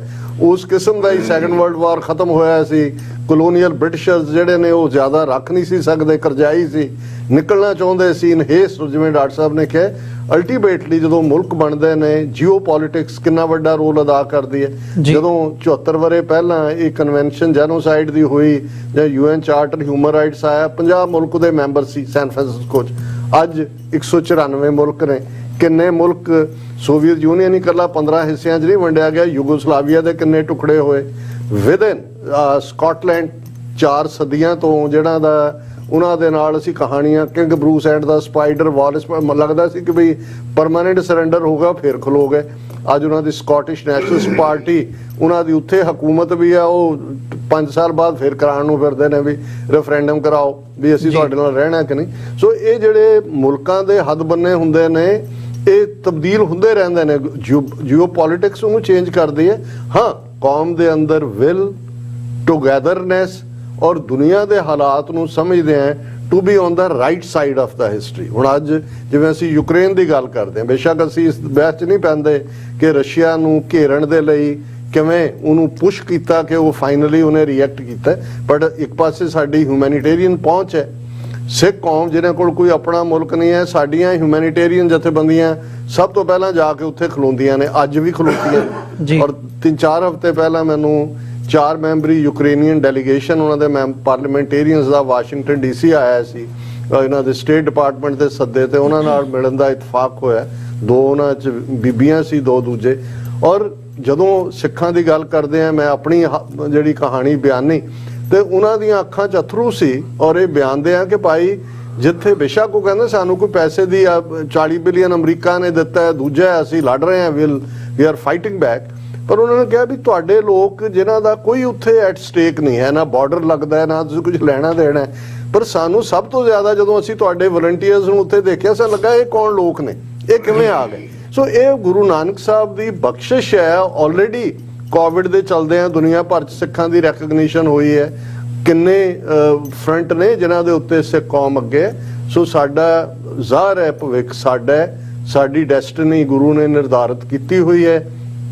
ਸਿੱਖ ਸਿਵਲਾਈਜੇਸ਼ਨ, ਸਿੱਖ ਤਹਿਜ਼ੀਬ, ਇਹ ਦੋਨੋਂ ਹੀ, ਇੱਕ ਪਾਸੇ ਵਾਘਾ ਬਾਰਡਰ ਹੈ, ਇੱਕ ਪਾਸੇ ਜਮਨਾ ਪਾਰ ਦੀ ਹੈ, ਬ੍ਰਾਹਮਣੀਕਲ ਗੰਗਾ ਜਮਨੀ ਤਹਿਜ਼ੀਬ ਦੀ ਸਿਵਲਾਈਜੇਸ਼ਨ ਹੈ।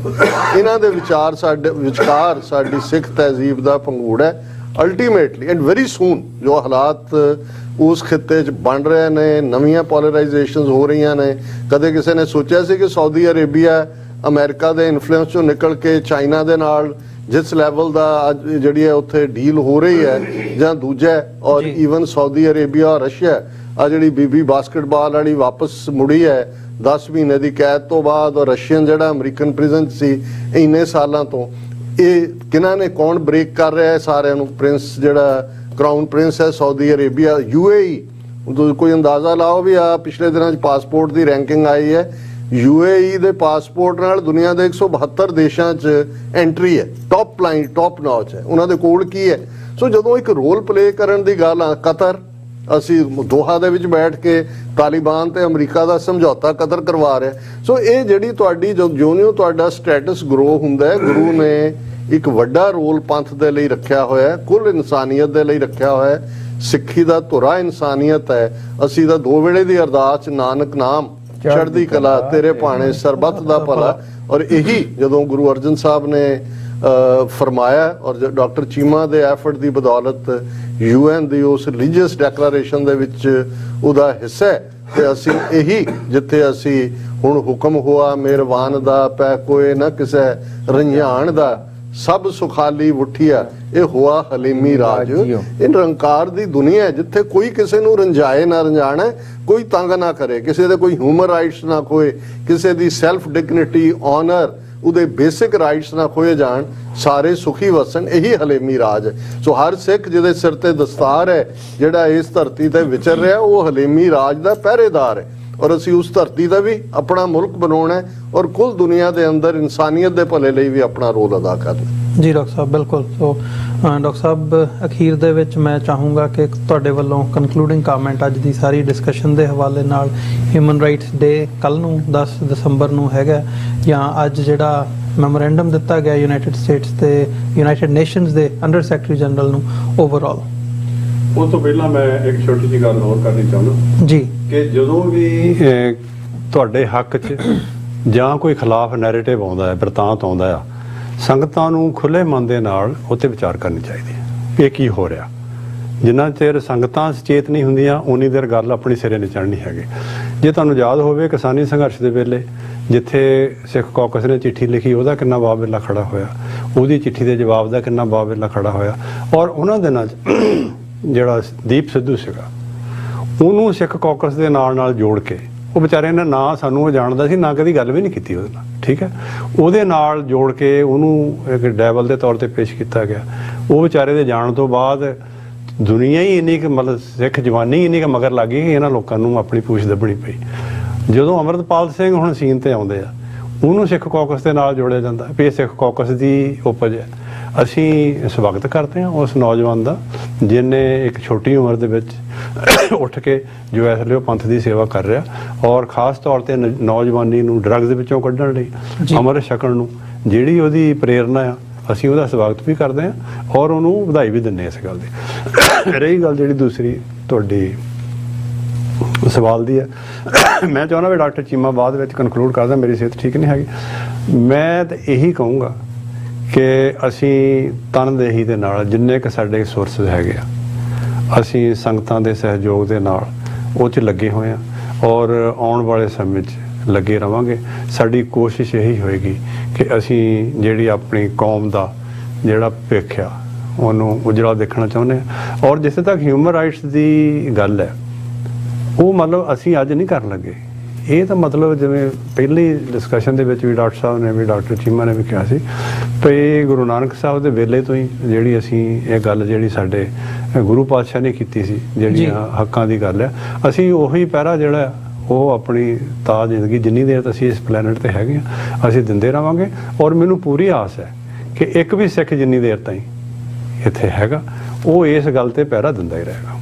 ਜੀ ਜੀ ਡਾਕਟਰ ਸਾਹਿਬ, ਸਭ ਤੁਹਾਡਾ ਹਾਂ ਜੀ, ਕਨਕਲੂਡਿੰਗ ਕਮੈਂਟ ਇਹੀ ਆ ਕਿ ਇਹ ਜਿਹੜੇ ਦਿਨ ਆ ਸਿੱਖਾਂ ਵਾਸਤੇ ਹਰ ਡੇ ਜਿਹੜਾ ਵਾ ਹਿਊਮਨ ਰਾਈਟਸ ਡੇ ਆ। ਜਿਸ ਤਰ੍ਹਾਂ ਡਾਕਟਰ ਸਾਹਿਬ ਨੇ ਕਿਹਾ ਵਾ ਕਿ ਇਹ ਉਹ ਕੌਮ, ਮੈਂ ਤਾਂ ਹਮੇਸ਼ਾ ਇੰਟਰਨੈਸ਼ਨਲ ਜਿੰਨੇ ਵੀ ਫੋਰਮ ਉੱਤੇ ਕਹਿੰਦਾ ਕਿ ਸਿੱਖੀ ਇੱਕ ਧਰਮ ਵੀ ਆ ਤੇ ਇੱਕ ਹਿਊਮਨ ਰਾਈਟਸ ਮੂਵਮੈਂਟ ਵੀ ਆ। ਗੁਰੂ ਸਾਹਿਬ ਨੇ ਜਿੰਨੀ ਤਗੜੇ ਤਰੀਕੇ ਨਾਲ ਬਾਬਰ ਨੂੰ ਜਾਬਰ ਕਿਹਾ ਔਰ ਜਿੰਨੀ ਸਿੱਖ ਗੁਰੂ ਸਾਹਿਬਾਨਾਂ ਦੀਆਂ ਸਾਹਿਬਜ਼ਾਦਿਆਂ ਦੀਆਂ ਕੁਰਬਾਨੀਆਂ ਹਿਊਮਨ ਰਾਈਟਸ ਲਈ, ਮਨੁੱਖੀ ਅਧਿਕਾਰਾਂ ਲਈ, ਰਿਲੀਜੀਅਸ ਫਰੀडम ਲਈ ਆ। ਸੋ for the six every day is a human rights day. पर एक गल आ, ਸਿੱਖਾਂ ਨੇ ਹਮੇਸ਼ਾ ਲੋਕਾਂ ਦੇ ਹੱਕਾਂ ਦੀ ਰਾਖੀ ਲਈ ਆਪਣੀਆਂ ਕੁਰਬਾਨੀਆਂ ਦਿੱਤੀਆਂ ਬਹੁਤ ਜ਼ਿਆਦਾ।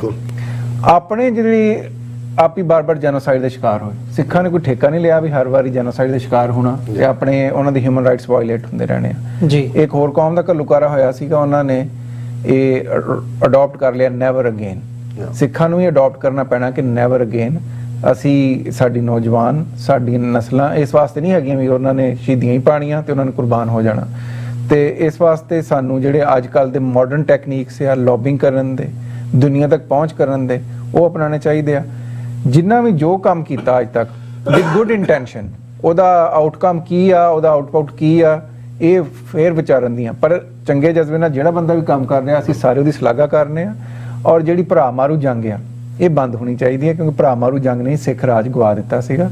ਸੋ ਆਪਾਂ ਹਿਊਮਨ ਰਾਈਟਸ ਡੇ ਤੇ ਔਰ ਖਾਸ ਤੌਰ ਤੇ ਕਨਵੈਨਸ਼ਨ ਔਨ ਜੈਨੋਸਾਈਡ ਦੇ ਡੇ ਤੇ ਮੈਂ ਇਹੀ ਬੇਨਤੀ ਕਰਨਾ ਚਾਹੁੰਦਾ ਕਿ ਜਿਹੜੇ ਕਈ ਵਾਰੀ ਬੰਦੇ ਕਹਿੰਦੇ ਆ ਨਾ, ਉਹ ਮੇਰਾ ਖਿਆਲ ਹੈ ਜਿਹੜੇ ਲੋਕ ਕਦੇ ਇੰਡੀਆ 'ਚ ਪੈਦਾ ਨਹੀਂ ਹੋਏ ਜਾਂ ਜੰਮੇ ਨਹੀਂ। ਮੈਂ ਤਾਂ ਪਾਕਿਸਤਾਨ ਜਨਮ ਹੋਇਆ ਸੀ, ਪਰ ਕਿਉਂਕਿ ਮੈਂ ਸਿੱਖ ਵਿਧਵਾ ਕਲੋਨੀ ਦੇਖੀ ਆ, ਮੈਂ ਅਮਰਵੀਰ ਉਹ ਲਾਸ਼ਾਂ ਮੇਰੇ ਅੱਖਾਂ ਦੇ ਸਾਹਮਣੇ ਆ। ਕਿਉਂਕਿ ਮੈਂ ਅੱਗੇ ਵੀ ਇੱਕ ਦੋ ਵਾਰੀ ਕਿਹਾ ਵਾ ਵੀ ਜਦੋਂ ਹੜ੍ਹ ਆਉਂਦੇ ਸੀ ਨਾ, ਮੈਂ ਉਦੋਂ ਬੱਚਾ ਸੀਗਾ ਤੇ ਰਾਵੀ ਦਰਿਆ ਤੋਂ ਜਿਹੜਾ ਪਾਣੀ ਆਉਂਦਾ ਸੀ ਉਹ 'ਚ ਟੌਰਚਰ ਹੋਈਆਂ ਸਿੱਖ ਨੌਜਵਾਨਾਂ ਦੀਆਂ ਲਾਸ਼ਾਂ ਪਾਕਿਸਤਾਨ ਰੋੜ ਕੇ ਆਉਂਦੀਆਂ ਸੀ, ਜਿਹੜੀ ਮੈਂ ਆਪਣੀ ਅੱਖਾਂ ਨਾਲ ਆਪਣੇ ਪਿਓ ਦੀ ਨਾਲ ਦੇਖਿਆ। ਉਦੋਂ ਮੈਂ ਅਜੇ ਬੱਚਾ ਸੀਗਾ, ਛੋਟਾ ਜਿਹਾ।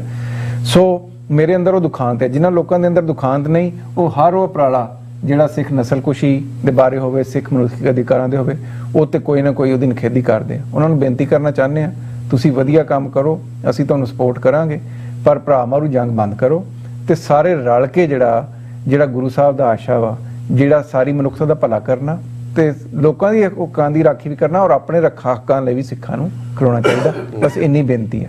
ਕਿਸ ਉਦਮ ਤੇ ਰਾਜ ਮਿਲੇ, ਸ਼ਤਰੂ ਤੇ ਸਭ ਹੋਵੇ ਮੀਤਾ। ਭਾਈ ਗੁਰਦਾਸ ਜੀ ਡਾਕਟਰ ਸਾਹਿਬ, ਬਿਲਕੁਲ। ਸੋ ਵਿਊਅਰਸ, ਸਾਡਾ ਜਿਹੜਾ ਸਮਾਂ ਆ ਸ਼ੋਅ ਦਾ ਉਹ ਇੱਥੇ ਹੀ ਸਮਾਪਤ ਹੁੰਦਾ। ਉਮੀਦ ਕਰਦੇ ਹਾਂ ਜਿਹੜੀ ਅੱਜ ਦੀ ਇਹ ਪੈਨਲ ਡਿਸਕਸ਼ਨ ਸੀ ਤੁਹਾਨੂੰ ਜ਼ਰੂਰ ਪਸੰਦ ਆਈ ਹੋਵੇਗੀ। ਤੁਸੀਂ ਆਪਣੇ ਸੁਝਾਅ ਜਾਂ ਸਵਾਲ ਸਾਨੂੰ ਭੇਜ ਸਕਦੇ ਹੋ ਸੋਸ਼ਲ ਮੀਡੀਆ ਦੇ ਰਾਹੀਂ ਵੀ, ਜਾਂ ਸਕਰੀਨ ਦੇ ਉੱਤੇ ਜਿਹੜਾ ਨੰਬਰ ਆ ਰਿਹਾ ਹੈ ਫੋਨ ਨੰਬਰ ਦੇ ਉੱਤੇ, ਉਸ ਰਾਹੀਂ ਵੀ ਤੁਸੀਂ ਸਾਡੇ ਤੱਕ ਪਹੁੰਚ ਕਰ ਸਕਦੇ ਹੋ। ਆਉਂਦੇ ਸਮੇਂ ਦੇ ਵਿੱਚ ਹੋਰ ਜਿਹੜੀਆਂ ਪੈਨਲ ਡਿਸਕਸ਼ਨਸ ਨੇ ਜਾਂ ਹੋਰ ਡਿਸਕਸ਼ਨਸ ਲੈ ਕੇ ਤੁਹਾਡੀ ਕਚਹਿਰੀ ਦੇ ਵਿੱਚ ਹਾਜ਼ਰ ਹੁੰਦੇ ਰਹਾਂਗੇ। ਅੱਜ ਦੇ ਸ਼ੋਅ ਦੇ ਵਿੱਚ ਇੱਥੇ ਹੀ ਇਜਾਜ਼ਤ ਦਿਓ। ਫਤਿਹ ਦੀ ਸਾਂਝ ਪਾਈ ਅੰਤ ਦੇ ਵਿੱਚ। ਵਾਹਿਗੁਰੂ ਜੀ ਕਾ ਖਾਲਸਾ, ਵਾਹਿਗੁਰੂ ਜੀ ਕੀ ਫਤਿਹ।